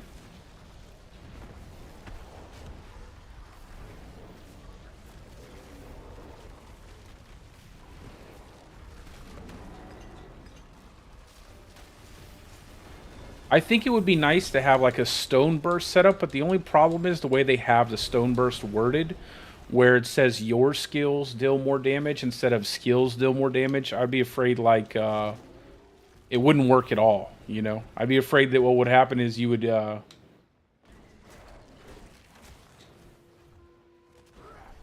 would only apply that damage to your skills. Because there is a lot of utility with stone burst.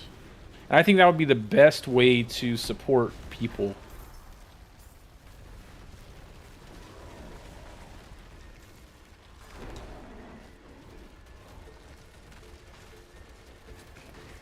Okay.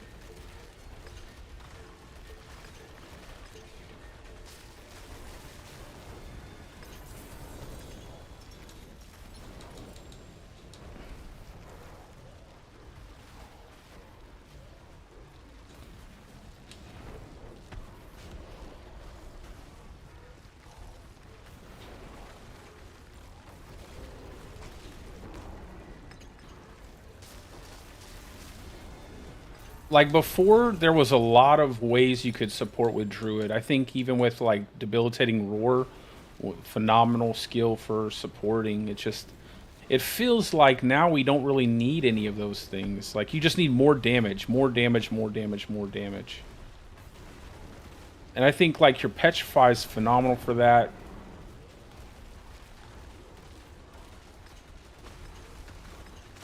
Yeah, I wish we had more opportunity for support class, but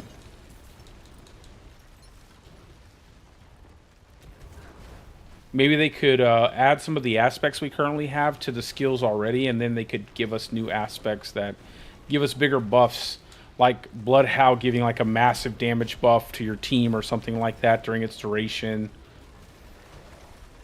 I think that would be a pretty cool way of giving that ability to support other classes. Like 100%, like 100% multiplicative damage during the duration of Bloodhowl or some crazy stuff like that. To where you could actually make the argument where maybe you would want to take this class as opposed to another one of whatever the top DPS was.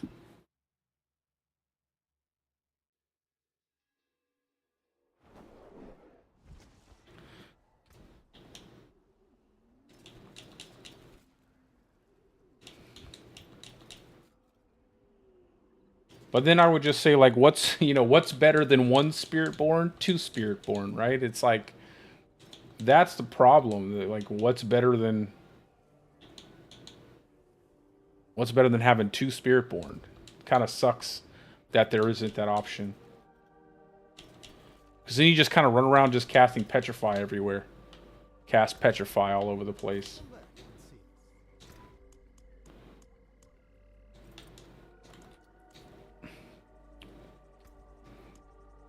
How many, that's fine. That's enough. I don't really need to run out my entire stash of fear.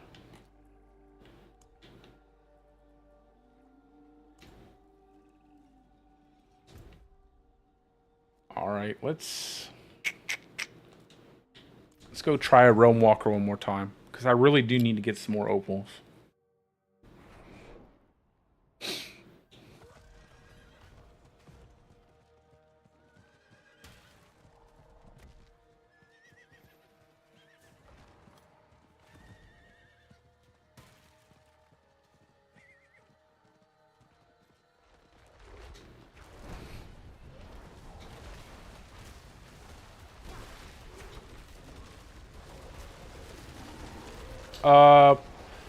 You could probably make a wind if you wanted to.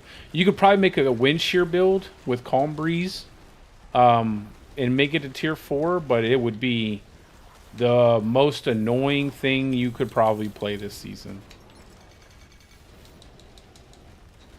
But yeah, you could probably make that kind of poison build, but anything else, no, you couldn't.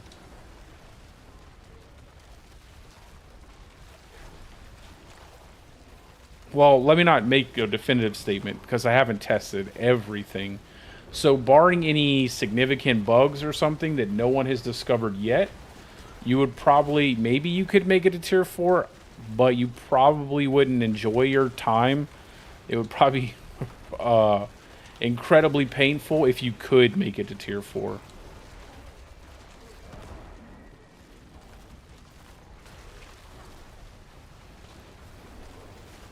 I might see something like a rabies, like some kind of rabies poison creeper build that maybe you could stack a ton of poison damage on top of, I don't know, having an Andy where you could just stack tons and tons of poison on itself. Maybe that could work.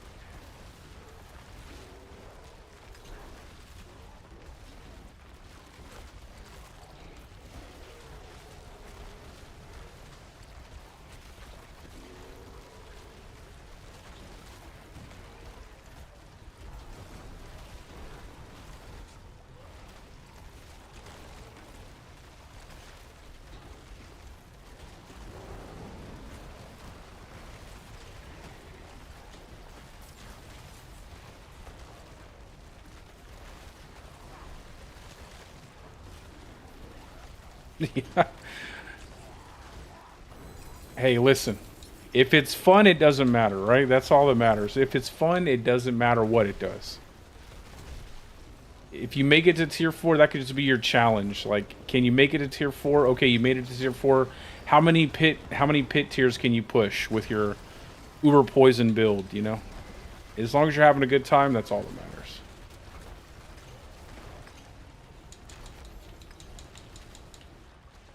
Alright, hopefully we won't disconnect on this one.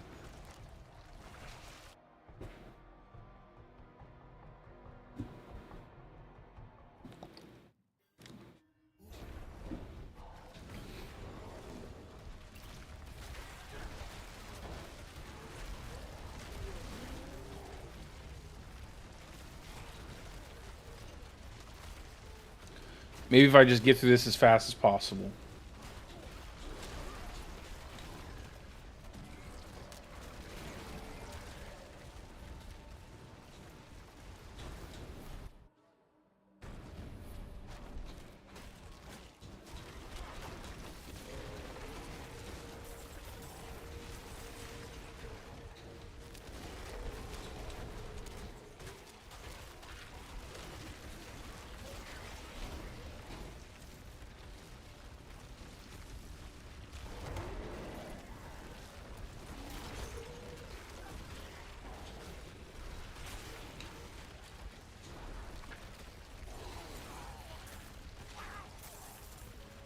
Why do they even put the goblins in here?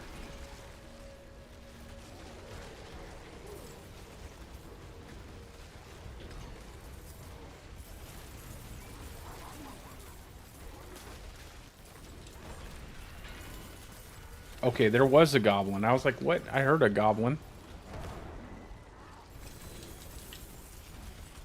That's a real goblin.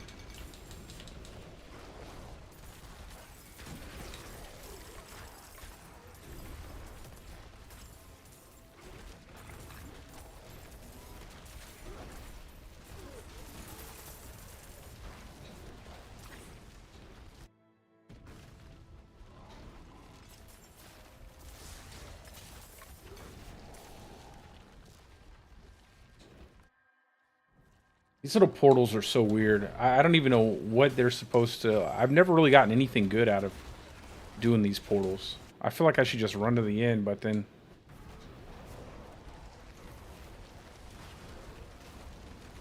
But it's like I just want to see if there's anything good. I've had a couple of butchers spawn in these rooms. The goblins in here drop like the shards for doing the pit, like some gold, I think. Like nothing too I don't know, nothing crazy, nothing that you'd be like, oh man, I gotta chase that goblin down, because you never know. At least not from my experience.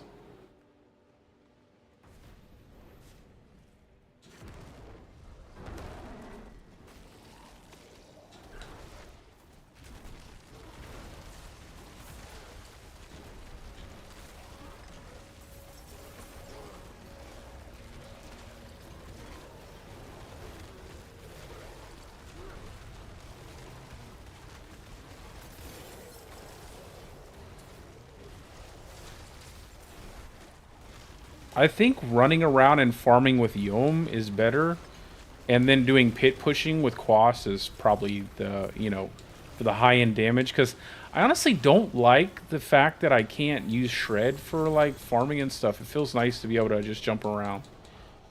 I like the damage you get when you get the double damage on the boulder, but it's good for pit, but I think outside of pit, I'll just keep, like, a second weapon. It's like a lithium setup. And just swap Shred out. Swap between the two weapons.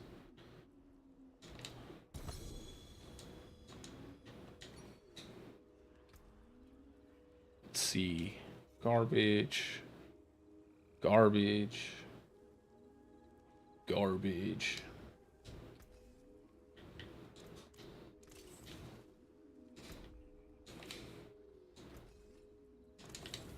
I think I'll pull my weapon out and use Yom in this.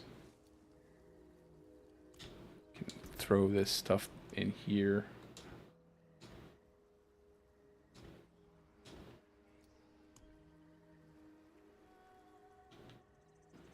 And I don't even think, even though I wasted like 100 mil trying to get the chance to restore, I think I'm probably going to roll that off. Because it just doesn't feel like it's giving me that much of a benefit. I still end up at the end of the day just meleeing. Probably roll like overpower. There we go. And this will fill.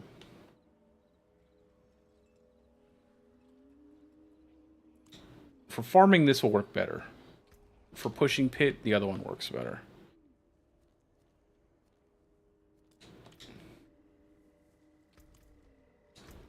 Let's go clear the boss over here real fast.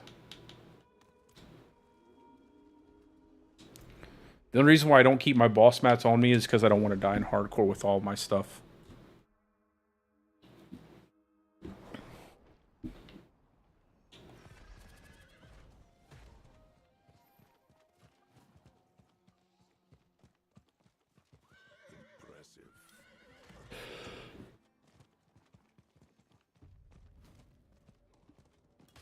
I actually think I like this setup for doing Horde too. Just because typically you're going to have like a Spiritborn in your party and it just helps kind of clear things faster. Want to buy pit run tier 100.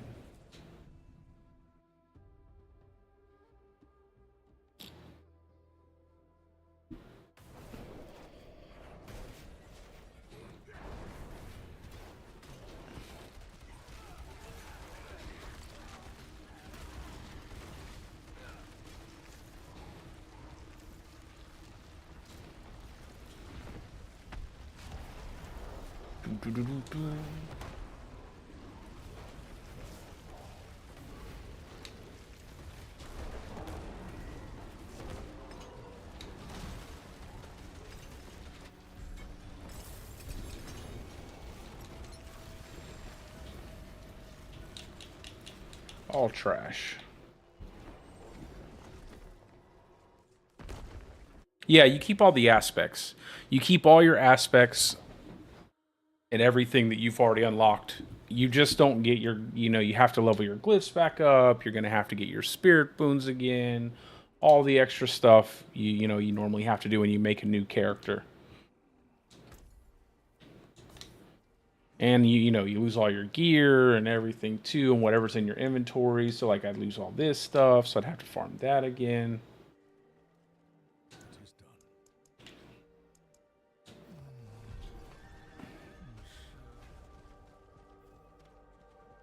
So don't die. What I'm doing right here is I'm stacking up my whisper caches so I can just use those on an alt. I have a barbarian. I'll probably level with a barbarian and then another druid, and then that'll be it. Unless I lose my druid, and then I didn't mean to do that. Let's try to do another horde, maybe. I really want to just do horde right now so I can level my character faster. I really could care less about doing the pit.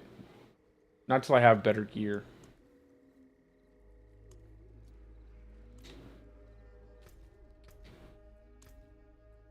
Try it once again.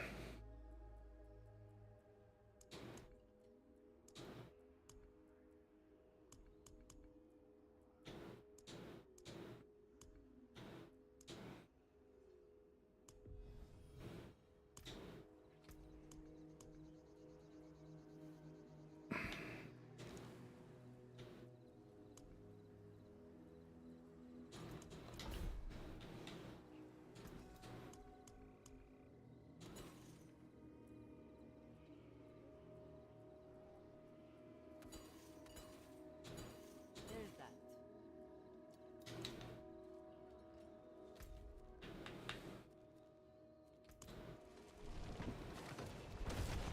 No, you don't lose your gold. You don't lose any gold and any materials that you have that you've accumulated. The only thing you lose is what's directly in your inventory, and then obviously any progress you've made on your glyphs with your character. All that stuff you lose. Everything else you get to keep.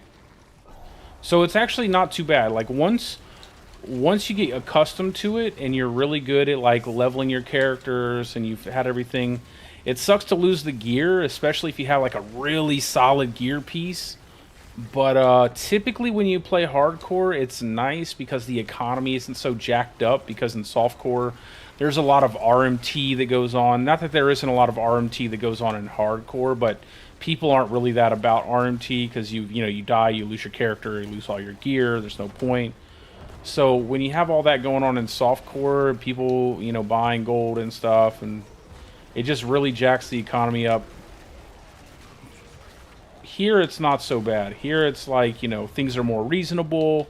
And the cool thing about hardcore, just a little thing if people get into it, is that there's always people willing to trade their softcore gold for hardcore gold. So if you have a softcore character, you can, and the ratio is typically 10 to 1. So if like you have 1 billion hardcore gold, you can sell that to somebody for 10 billion softcore gold. So if you have softcore characters, you're trying to get money, it's, you can actually farm it easier in some circumstances on hardcore, just because you can, trade that gold out for softcore gold.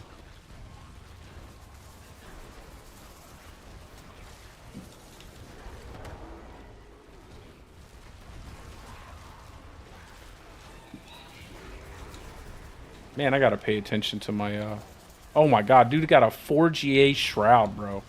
What a lucky son of a bee. 4GA Shroud. I'd turn off the game after that. I just like, okay, I finished the season. 4GA Shroud in hardcore. I'm not losing that.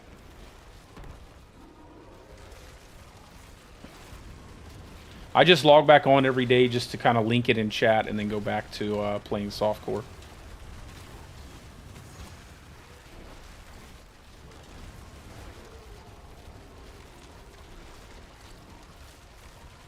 I almost think I should, instead of having Lith for doing hordes, I think I should probably have, what's the one, Zol, that you get offering every time you move 5 meters. I should probably use that instead. I would get more out of it, I think.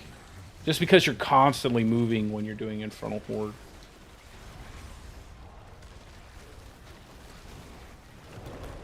Going from place to place. You only stand still on the bosses. Damn it.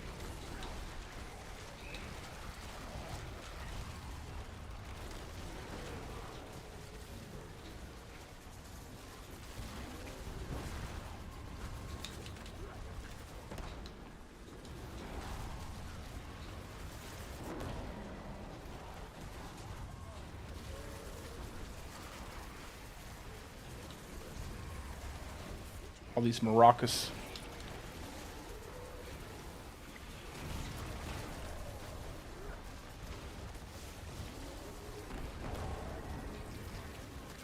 Double petrify. I'm a genius. Next level play. What's over here? Oh, just Hellborn.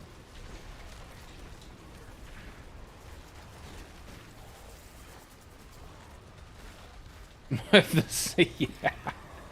Yeah, that is the unfortunate part. Those soul spires are super annoying. But man, I love Shred, man. It's such a fun build. It is such a fun time playing that build.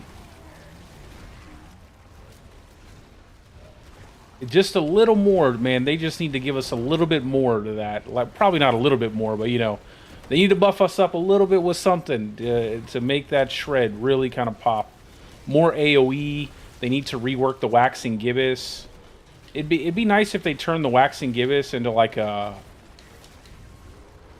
I don't know.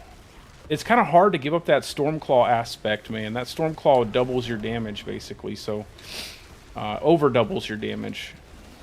So it's kind of unfortunate. I feel like, yeah, you really don't want a weapon slot. You don't want to give up a weapon slot. Maybe they could turn the Waxing Gibbous into a pair of gloves. Just like they did with Ascetic Wraps. I think that would probably be the best thing they could do. Like, take the Waxing Gibbous, turn it into a pair of gloves, give it just exactly what they did with the Lightning Storm treatment, where, you know, you have a ton of ranks to shred, and you have, like, that would probably be the best option if they did that. Because then, you know, one of the most annoying things to get this season, in my opinion, that I've had, was farming gloves. I do not have a GA to shred, a GA to lance. It's crazy. Like, I have no good gloves on my softcore character. And I think if they just did that with every core skill, like give you a pair of gloves that give you a massive benefit, it seems kind of, it's not super creative, but it works, right? Like, there's just so much you would lose by not having Stormclaw on a two-hander. And I think, you know, the glove slot is one of those slots on Druid where, you know, it's okay as long as you give us those ranks to our core skills, some crit chance and attack speed. Just like they do on the Ascetic Wraps, it's perfect. Although they might have to rename it instead of the Waxing Gibbous. Probably take waxing out of there. I don't think I want a pair of gloves with waxing in the name.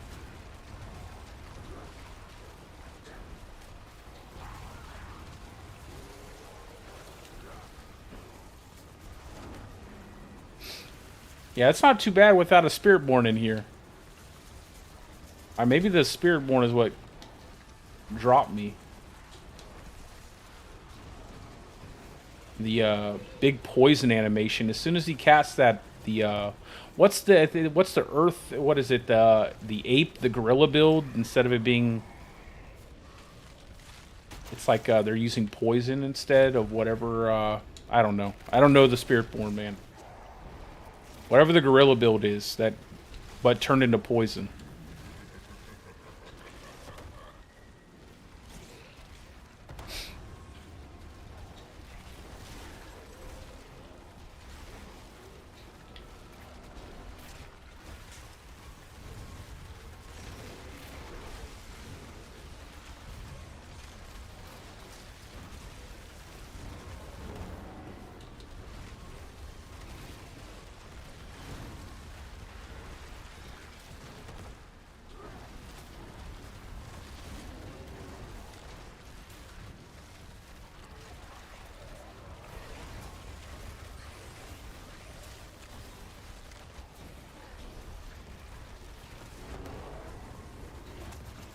Nope.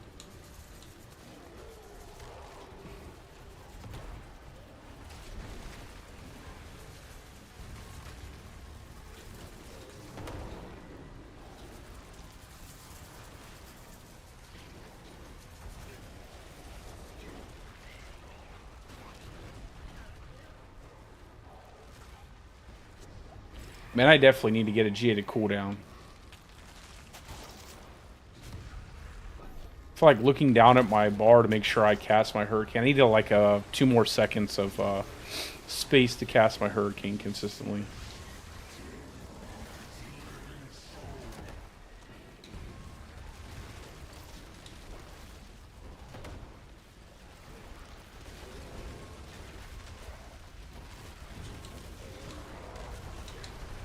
Yo, I definitely hit my Hurricane like 5 times. Sound like Booker T.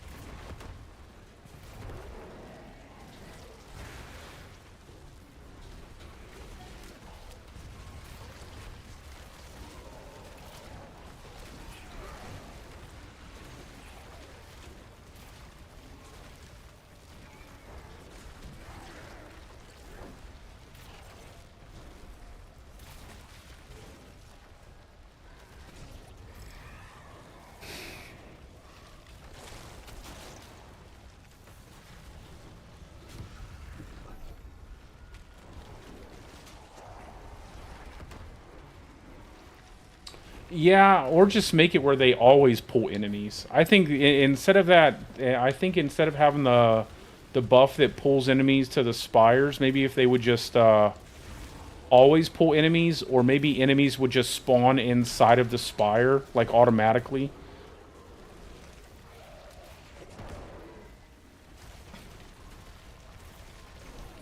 Because I'm at, like, even with this, it's like I'm sitting here.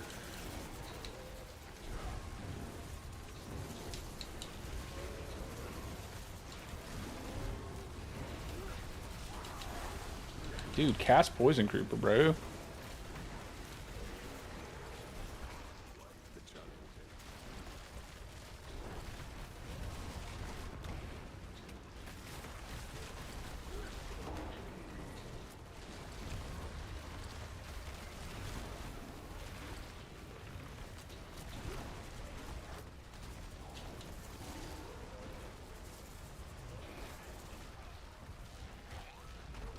Yeah, I think it would be too tough to centralize it. Like, you'd have to make a whole... Although that would be pretty cool to have, like one right in the center. But,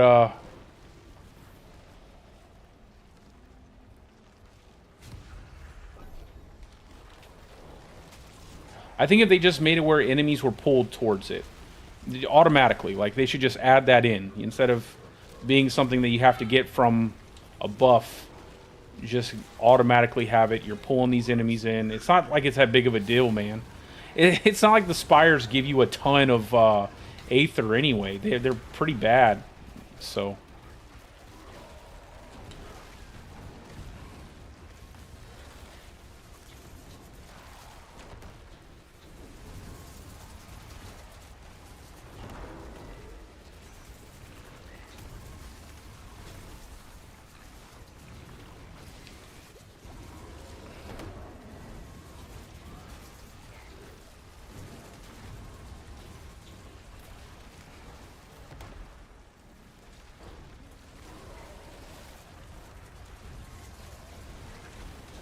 Oh my god, dude.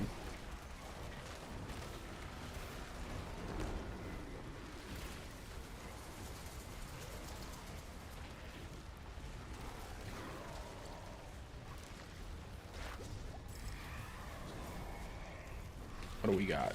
Let's see. Hellborn damage. Not too bad. Got pretty lucky here. No double elites, but we should be able to get over 1,000. if I don't keep messing up my hurricane.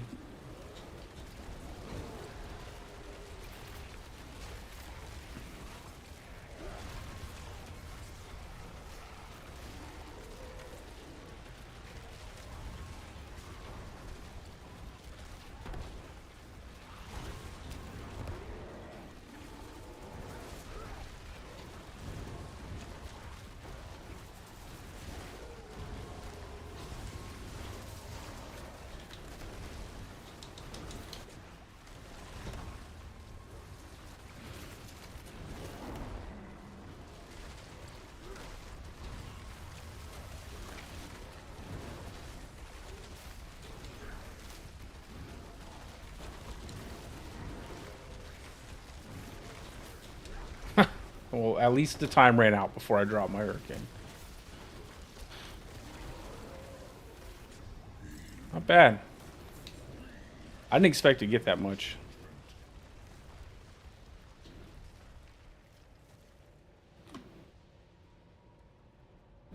Not without having better, not without having more damage.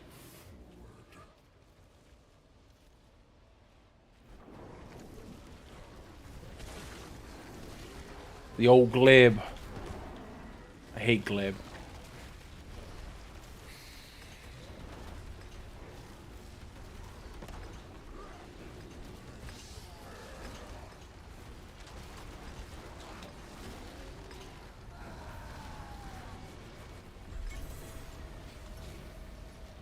Not quite as fun by yourself. I don't know how people farm this solo.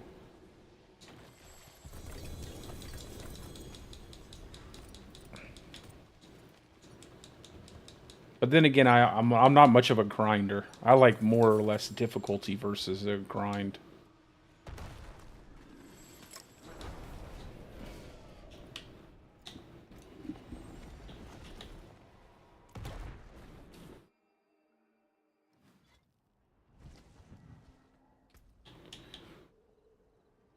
Oh yeah, and also in hardcore, something I noticed, they're selling runs a lot. They don't really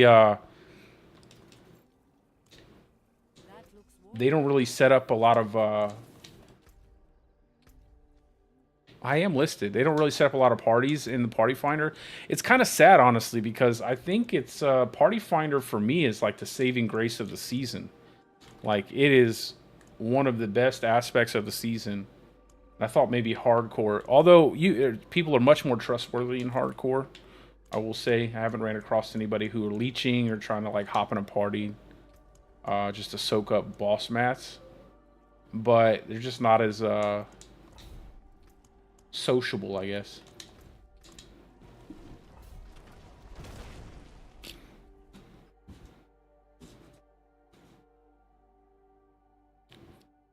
Never? Oh, man. Usually you can get like 1,200 to 1,300 when you have like everything set up really well. Like you got your affix is good, your damage is really high, you're really cooking in terms of like your movement, and you know, you're not dropping your hurricane every 2 seconds like I am, and you get lucky, like getting lucky also, you know, getting the Hellborn spawns or the double elite, stuff like that. Those are always the best ones to pick up.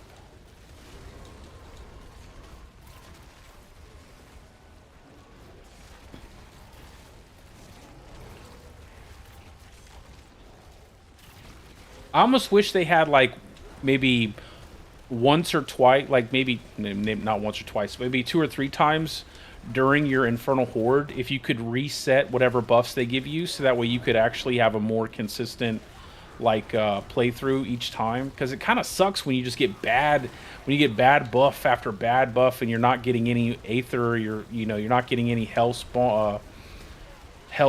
You're not getting any double elites or +2 elites, and you're just getting trash. It would be nice. Also, I think it'd be pretty cool if, when you did get like the Burning Butcher, if it would spawn every single round instead of once for that one round, and then it would stack. I think that would be pretty dope. Imagine you have like 5 Burning Butchers coming at you at the very beginning. I think that'd be pretty funny. Just Burning Butcher after Burning Butcher after Burning Butcher.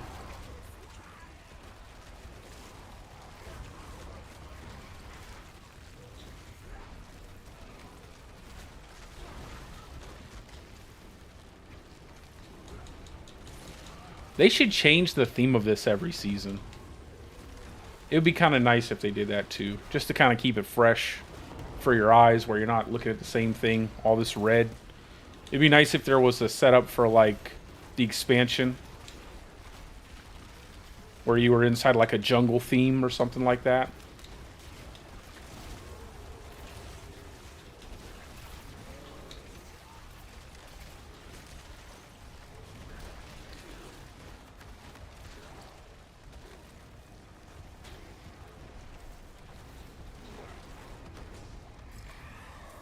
Yeah, Shred, hey, that's pretty good for Shred, trust me. I mean, it's a little bit harder with Shred.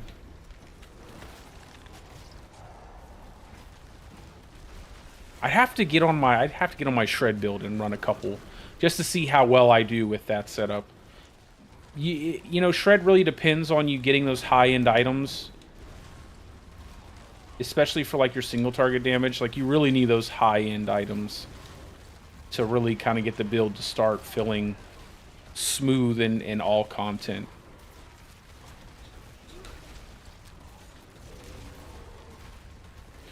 Yeah, I know, man. The theme is just so... It's just like looking at the red, always looking at the red. It'd be nice to have like a rotation, like a map rotation.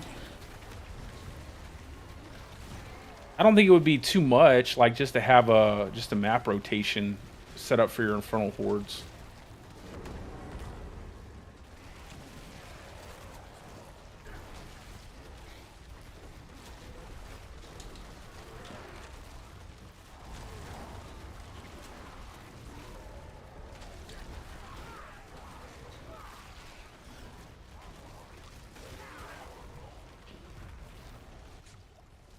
It's nice to see those still do a decent chunk of damage to me.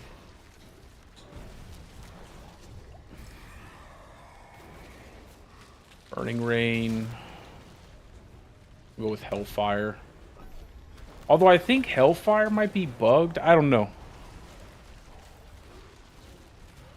Yeah, like mythic items, getting an Envenom amulet, like Envenom Willpower, Quick Shift to really amp up your damage. You know, that's what I'm talking about. Getting the Shroud, getting the Perdition, stuff like that. That really kind of amps you up, makes you start to feel a lot, like makes Shred really start working a lot smoother. You're able to clear like tier 90 dungeons, clear 90 pits, probably clear 90, I would say probably up to 95 comfortably when you really, without, you know, if you get all the items you need and you're not, you know, you're working on just getting your crits right, anywhere between 90 and 95 with just the proper gear pieces.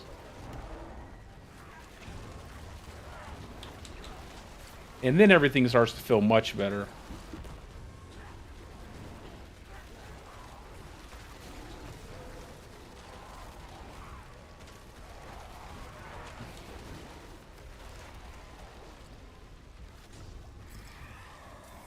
You could honestly, you might even be able to, if you're doing pits, right?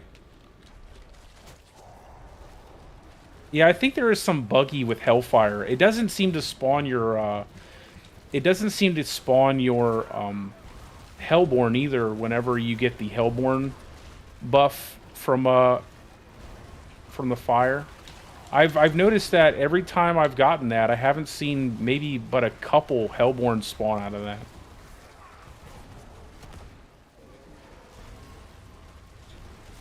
But yeah, for Shred, I think you could probably take off the Zenith ring and run just an Erida's, Inexorable Will, with your Ring of Starless Skies. You probably favor that more for your Horde. And then when you get to the bosses, you can just swap back in to your Zenith ring. Because you're proccing you're going to be able to proc your ultimate so many times that you're going to get those pulls coming in, and then you won't have to worry about clustering enemies so much.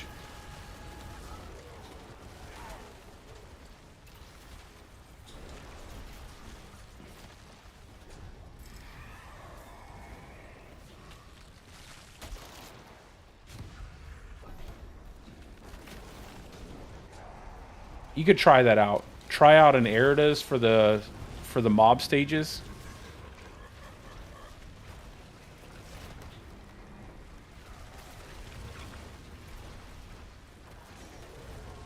And then when you get to the boss, just swap back into your Zenith ring.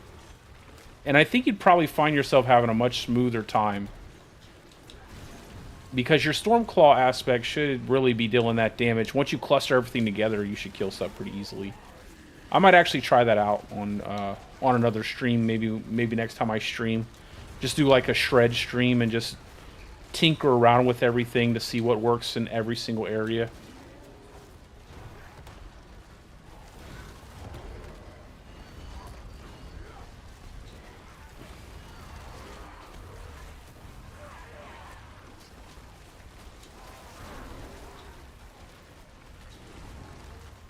Oh, I forgot to put shred back on. Damn.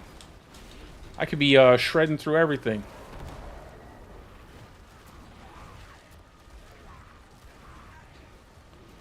Let me go ahead and put that back on there.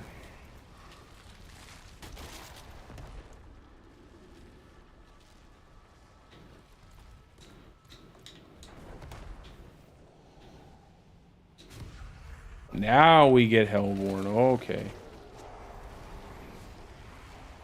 Yes, there it is. Now we're cooking.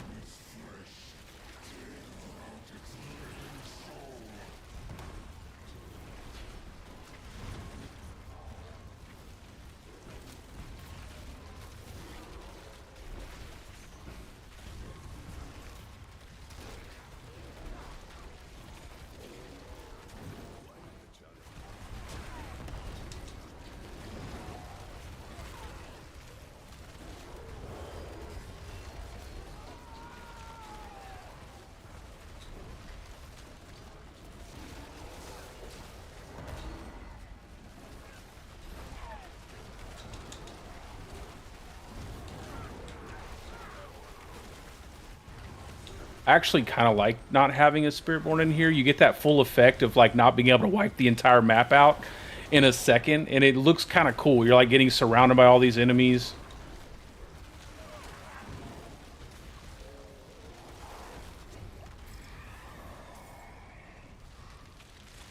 Let's see.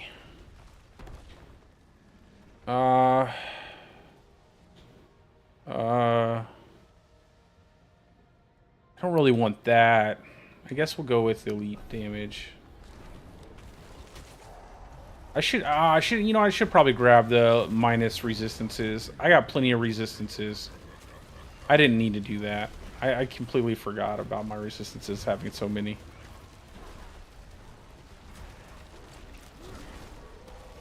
Probably just wasted that. That would have been, it's just 15 though. It's all good.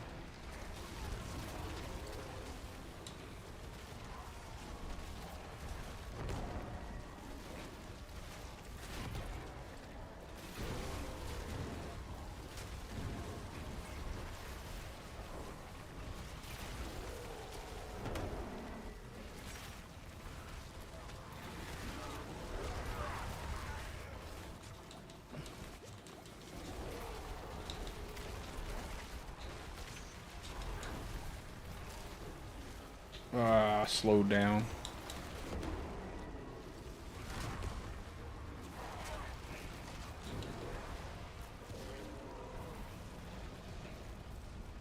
A lot of ballistas, man. A lot of freezing ballistas.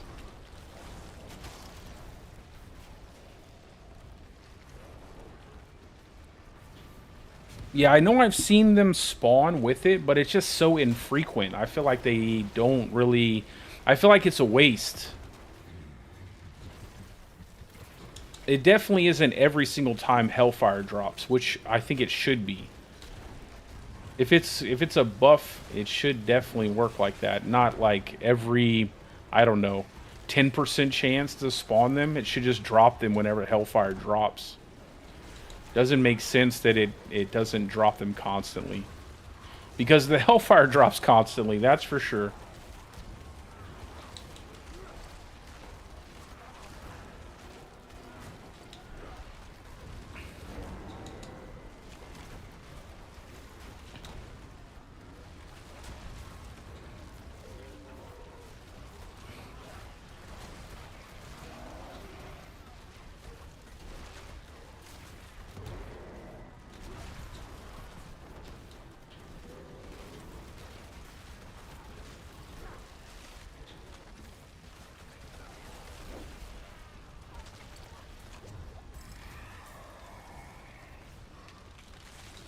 Yeah, this one wasn't bad. I just kept getting frozen by a lot of the ballistas.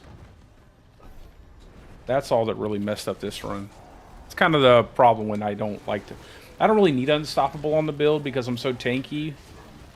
But it does sometimes mess up a run here or there every now and again.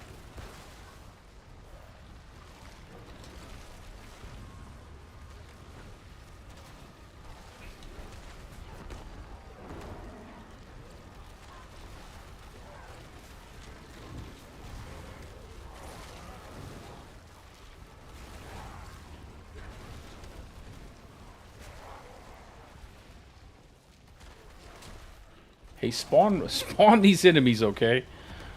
Stupid ass 10 wave. It's always the 10th wave. It seems like it just stops your spawns.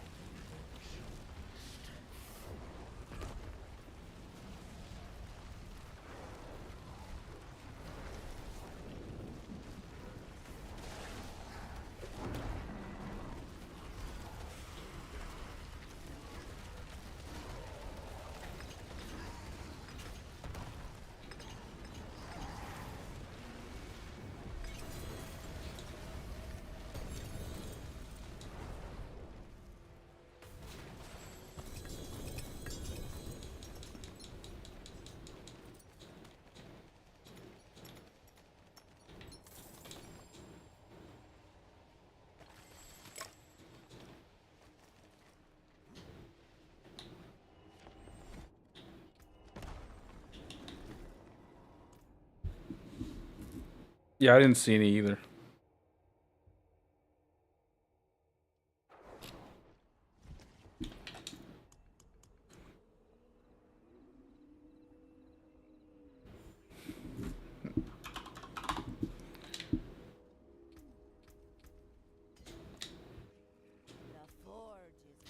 Let's see, what do we get? Pulverize 116.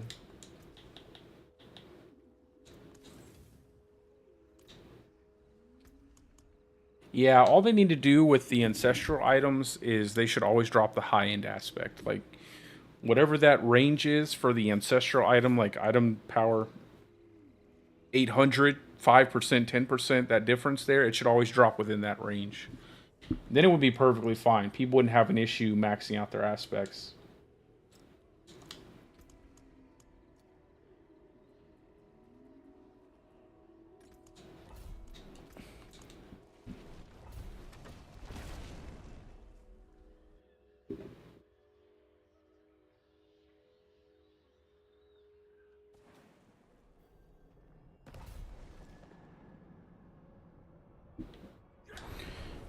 Yeah, it just doesn't make any sense. The fact that you could have these ancestral items drop with like the lowest roll on the aspect. Like they're, first of all, they're incredibly rare. And I say that as a person, you know, kind of looking at the game through a normal player's lens, not somebody who like grinds the game for a ton of hours every day. But a person who just plays casually or just a couple hours every now, you know, every day maybe, like you're gonna get like ancestrals are incredibly rare, and then on top of that, it's like now you have to get these high rolled aspects, and it's impossible. Like unless you get super lucky, it's gonna be impossible for you to get the highest tier aspects on your character.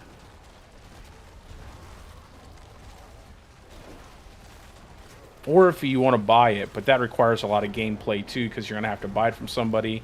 They're going to be charging probably billions of gold. So again, unless you get lucky or you're a player who uses the trade system that's external to the trade sites that are external to the game, you're not really going to have that kind of money.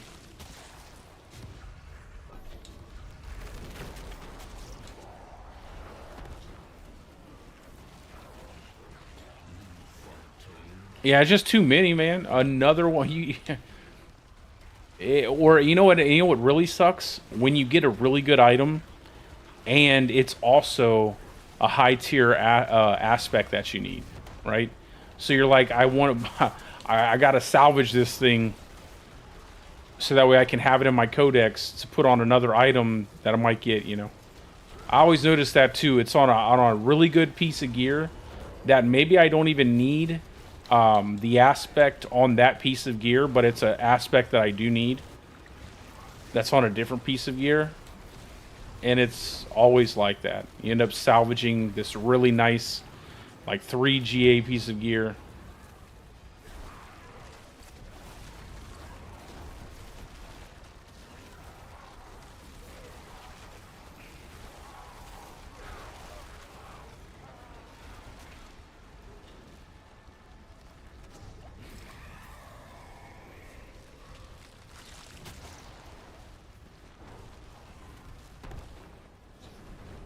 Yeah, I wish I could reset this one. Just reset it so I can have 3 different ones.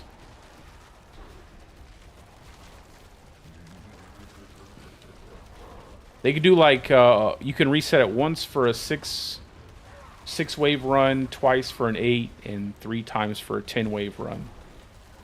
That would be kind of cool.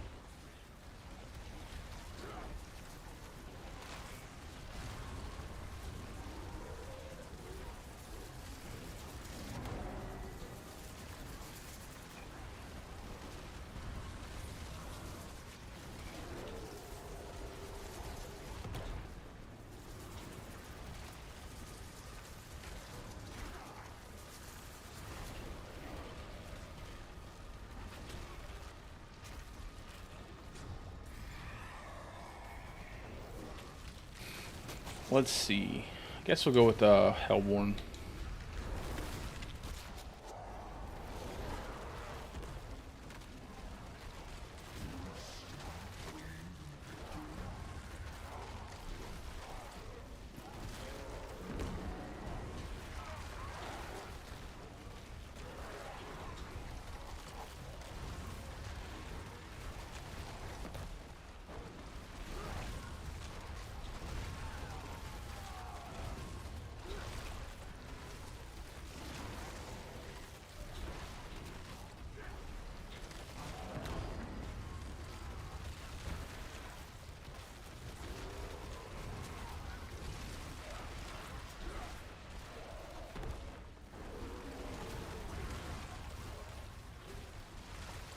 Just playing tug of war with the enemies between the 2 spires. That's funny.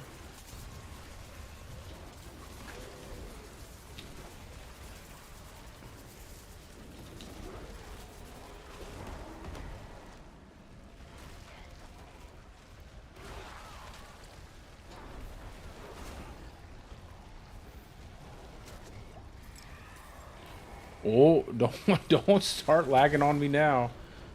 Don't start lagging on me now. Why not? Why not just go with the Spire? Yeah, I agree. Like, you know, obviously you want to get those Hellborns at the start of the run. At least by wave 2. At least by wave 2.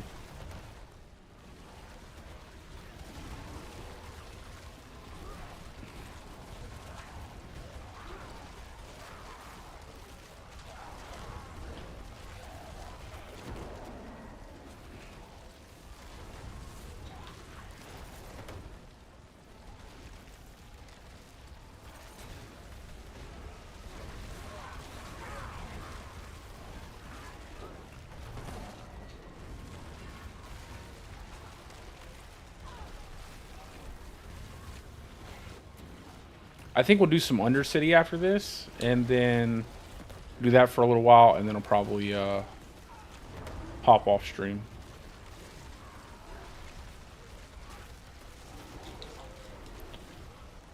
Get a couple boss mats.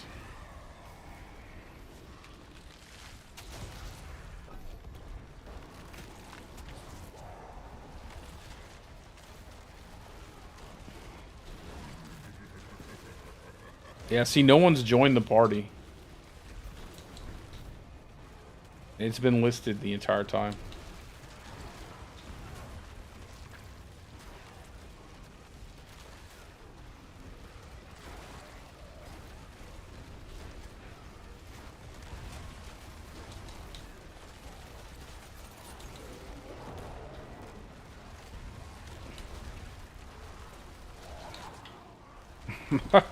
That would have sucked to get stuck there and then like all those lunatics just blow me up.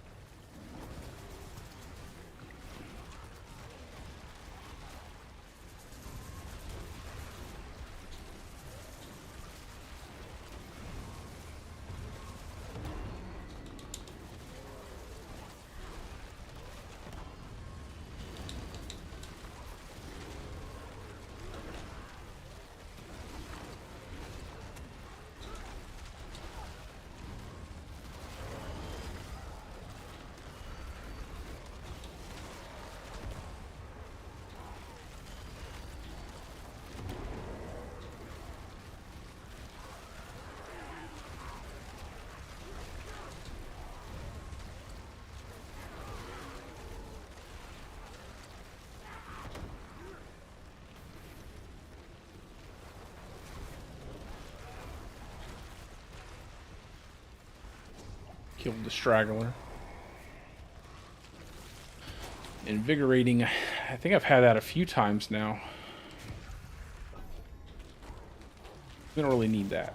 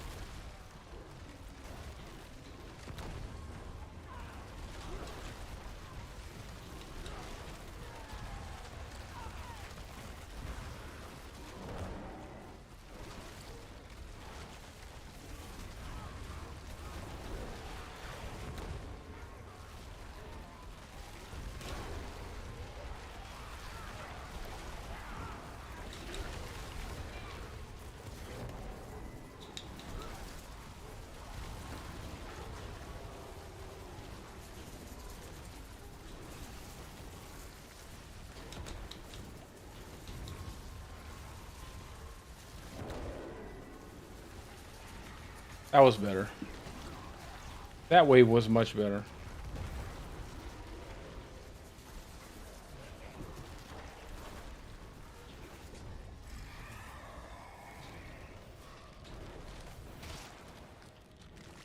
Jesus. No, I do not want Aether Lords.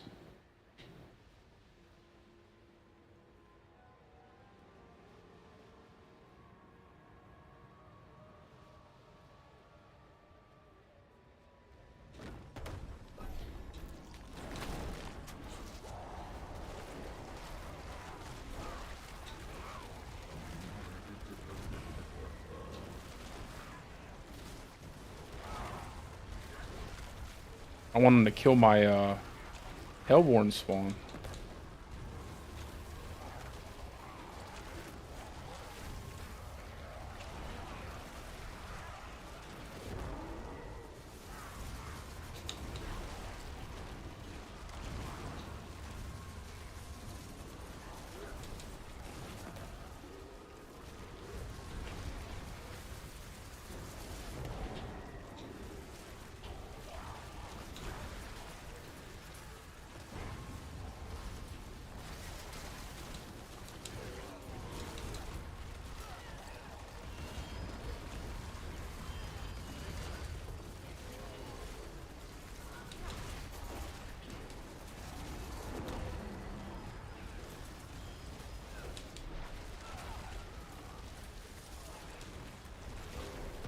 Not a good run, but that's okay. We had a couple decent ones at the beginning.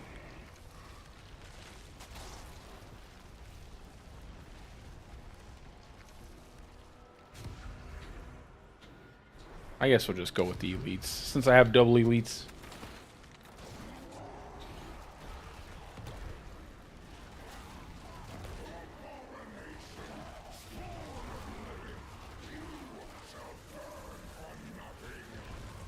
If it had been a +1, I probably would have grabbed it, but instead it's just added damage.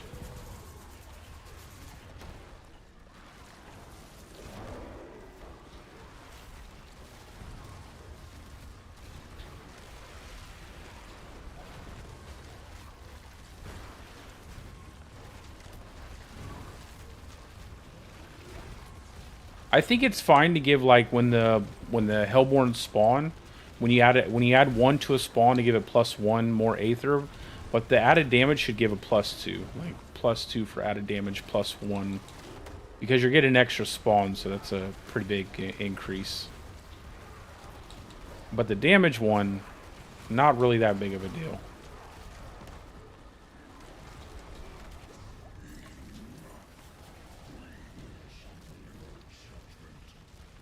Have a good night.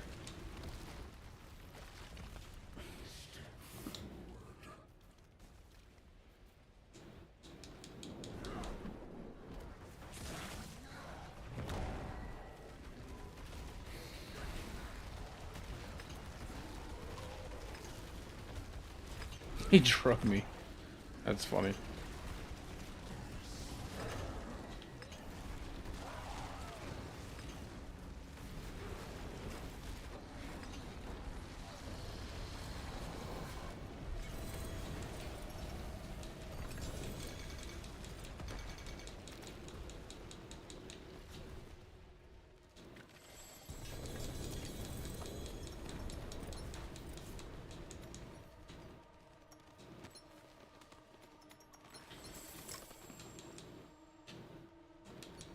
Okay. Let's see. Earthen Bulwark. That's not bad. I don't think I'll use it, but... Dagger. I got a lot of 2G8 daggers, man. I'll hold on to it. Just in case someone needs it.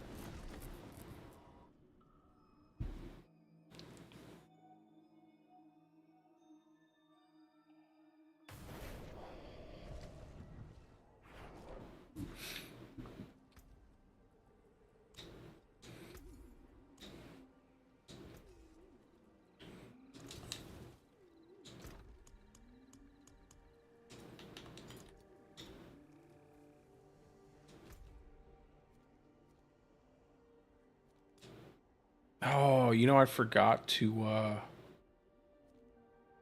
many minutes? 9 minutes? I forgot to, unlock that waypoint when I was over there last time. I don't even know if I'll be able to get over there in time.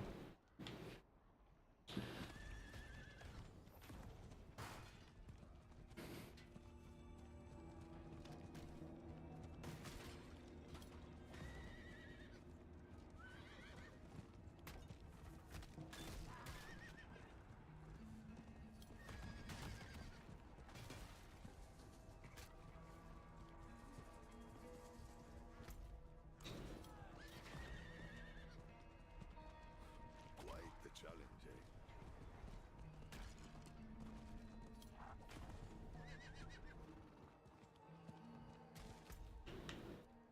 Ah, yeah, they went away. I'll just go ahead and unlock this portal real quick.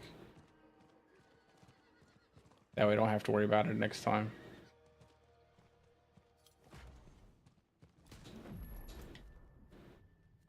We'll go do some Undercity.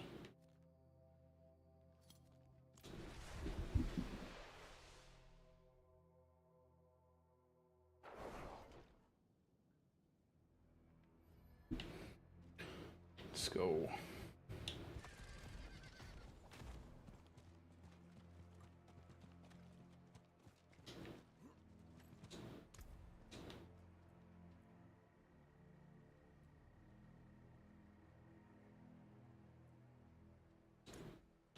Do some summoning.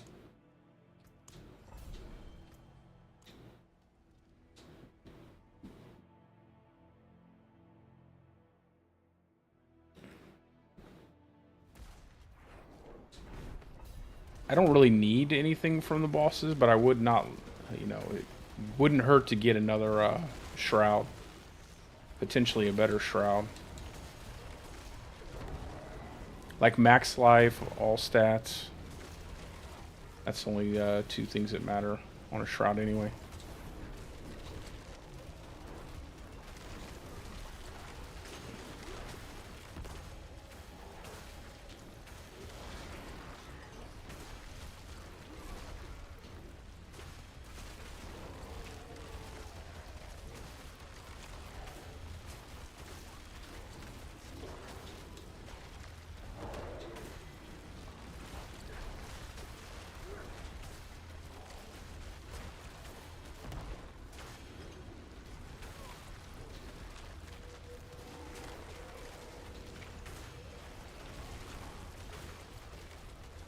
Oh, nice. Come here, you little portal prankster.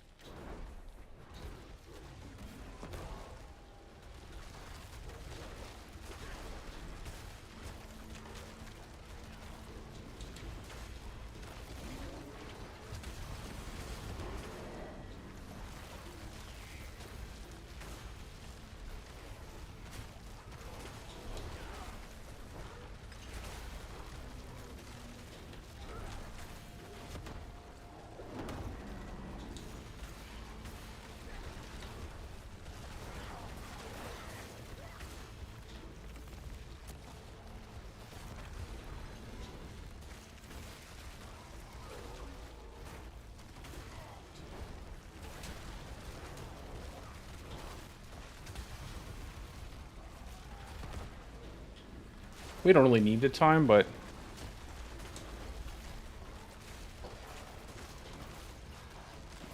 you know, I wonder what they're gonna do with the gauntlet. It's locked right now. I imagine it's probably gonna be locked for the season. I hope they turn it into something really cool for next season.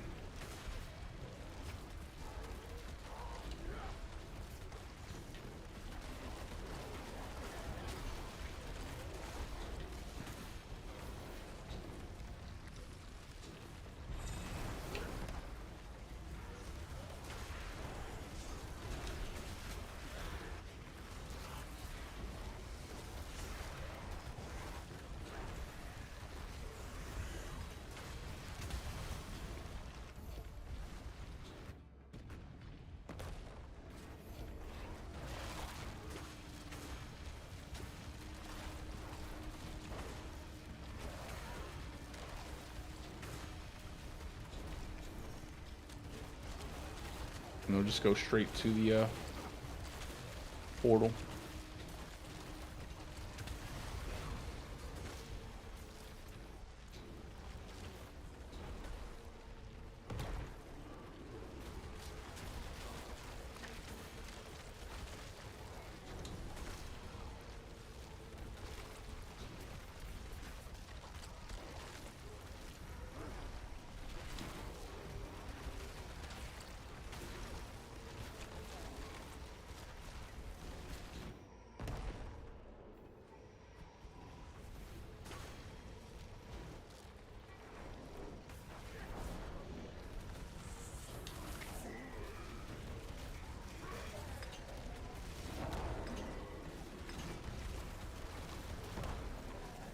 Why is this guy not dying? Yo, I thought something bad was about to happen. I thought the game was about to bug out and kill me.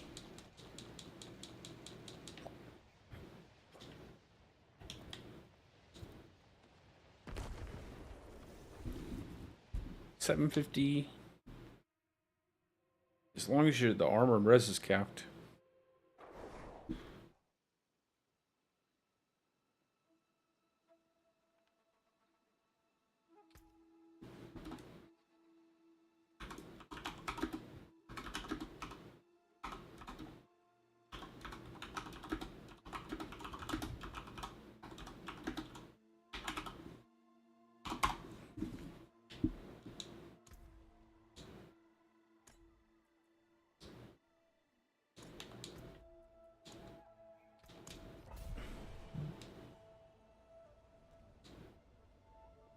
Fitting. Yeah, as long as your armor and res is capped for that next tier, it's not that big of a deal. If you don't cap your armor and res for that next tier, something a lot of people don't, something you have to be mindful of when you're playing hardcore is that when you go to do like your tier 3 and tier 4 cap, well, not caps, pit tiers to unlock those torment difficulties, that when you enter those torment difficulties, you're going to receive the penalty in your armor and your res cap. So you have to remember, like, you basically, while you're in tier 3, you have to build your res cap and armor cap to tier 4 before you try the pit, or you could potentially lose your character without really thinking like, oh my god, you put all this time, you thought you capped everything out because your numbers are right in tier 3, but the truth is like when you enter the pit, your armor and res get pushed down to whatever tier 4 is. You lose that 250 and 25% resistances. You gotta be mindful of that. It's not so bad in softcore because you can die, but hardcore, you definitely want to make sure you're capped for that next tier before you do the pit. Generally,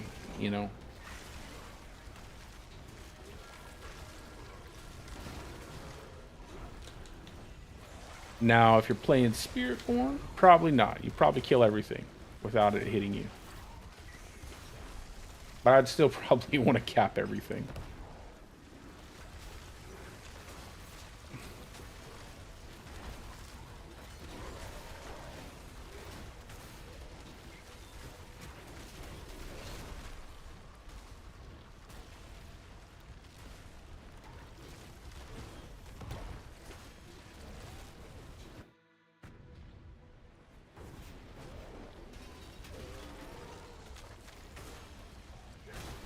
I think they should probably make it easier to cap your armor for the average player.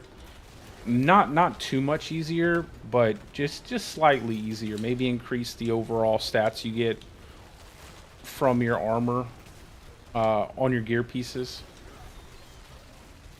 I think it might be a little bit too much. Just because last season, it's been so easy to cap out your armor in the, for 2 seasons now. I mean, it's always been, relatively easy to cap out your armor, but this season, it definitely takes a little bit more work to do that, which is fine, but I think it's just a little too much for the average player. I think bringing up the armor on each gear piece would probably help. I'll give you another, maybe 250 armor with tier 8 item power 800 gear. Maybe not 250. Maybe like 200. Maybe 250 would be a bit too much.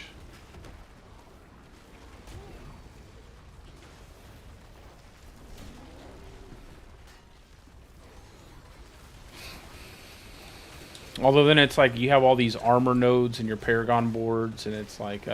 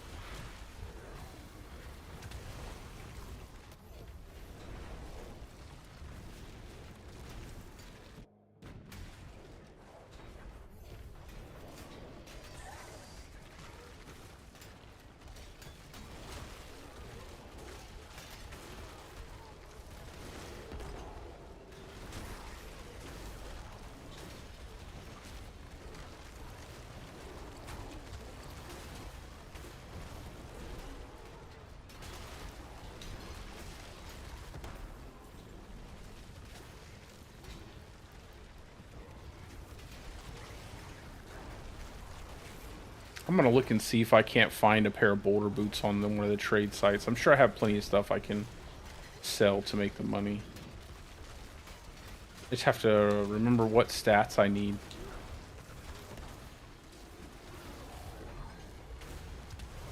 I know I need a G8 a boulder. I think get rid of the movement speed on these boots.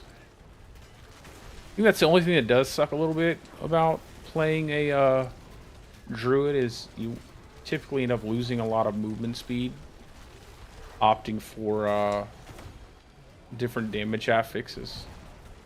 But the good thing is you have the movement speed roll on your amulet, where Hurricane gives you a big movement speed bonus, so kind of helps alleviate that burden.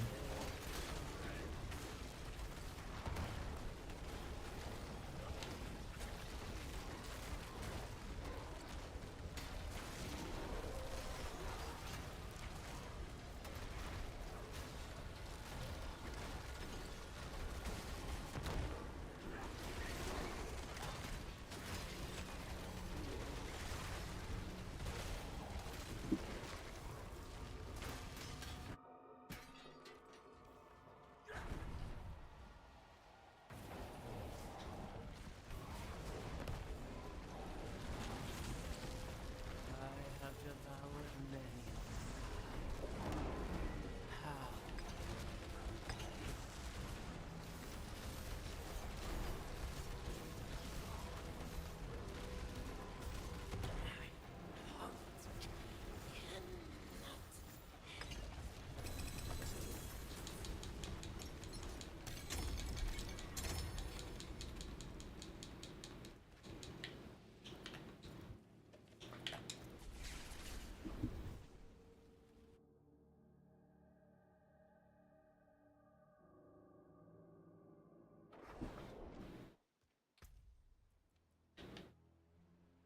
Bestial Rampage. They're going to have to do something with that aspect. Ain't nobody using that now.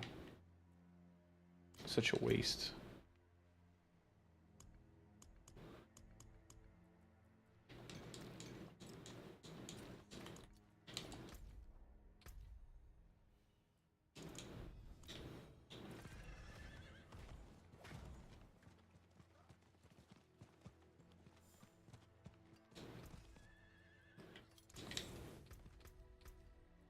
Bang. Now we'll just start working on all of these glyphs. Get our spirit nodes done. Get everything done here. Everything over here in our willpower. Get all the willpower nodes there. That'll increase our damage by quite a bit. Let's go do this Duriel real fast.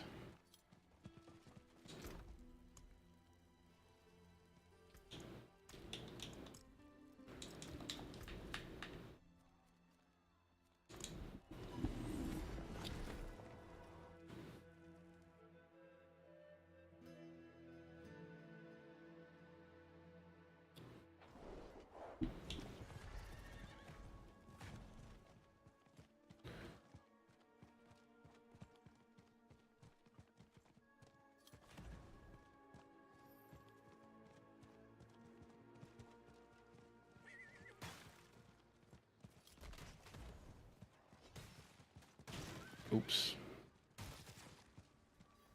Oh, hey, nice.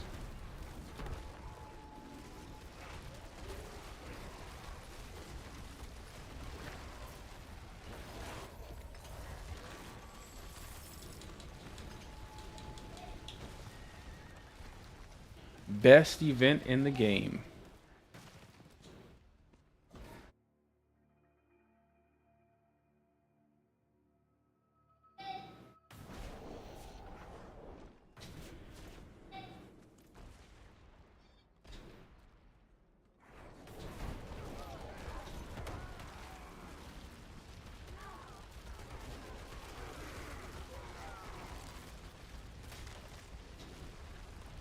I still can't believe I spent like 100 mil to get that roll of for resources on the pole arm that I have.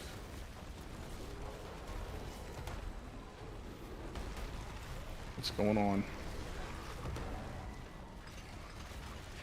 You're dead.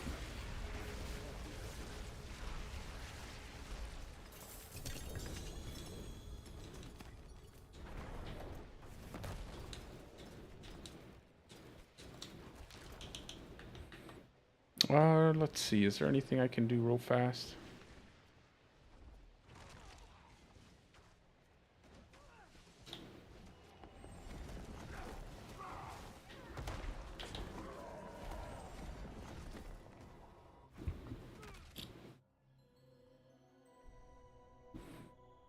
Alrighty. Have many fine pieces, rare and beautiful.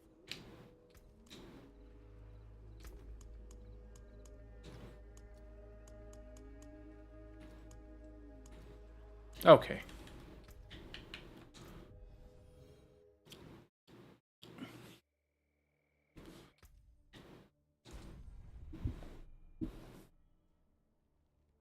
Let's finish leveling up this bar real fast.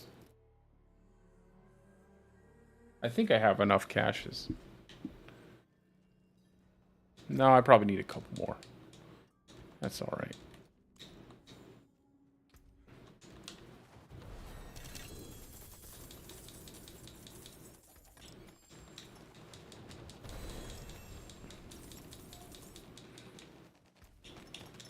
I hope they leave this in the game forever.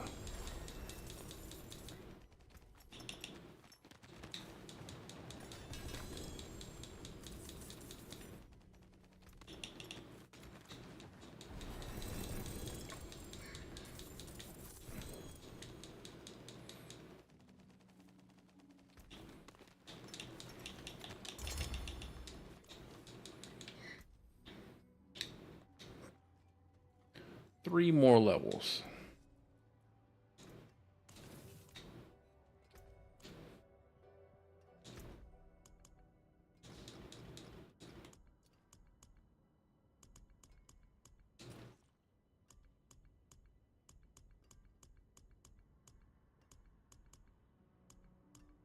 See if any of these are 10s. 8 and a 6. Garbage. No witchcraft here. Only honest magics. Alrighty, guys, that's going to be it for the stream for tonight. I'll probably be back on tomorrow if I have time. And I'm going to be putting out another video probably tomorrow as well. So I appreciate you guys for stopping by. And as always, I hope you guys are having a great day and a great night, depending on wherever you're from. And peace out, guys. I will see you in the next one. Have a great night.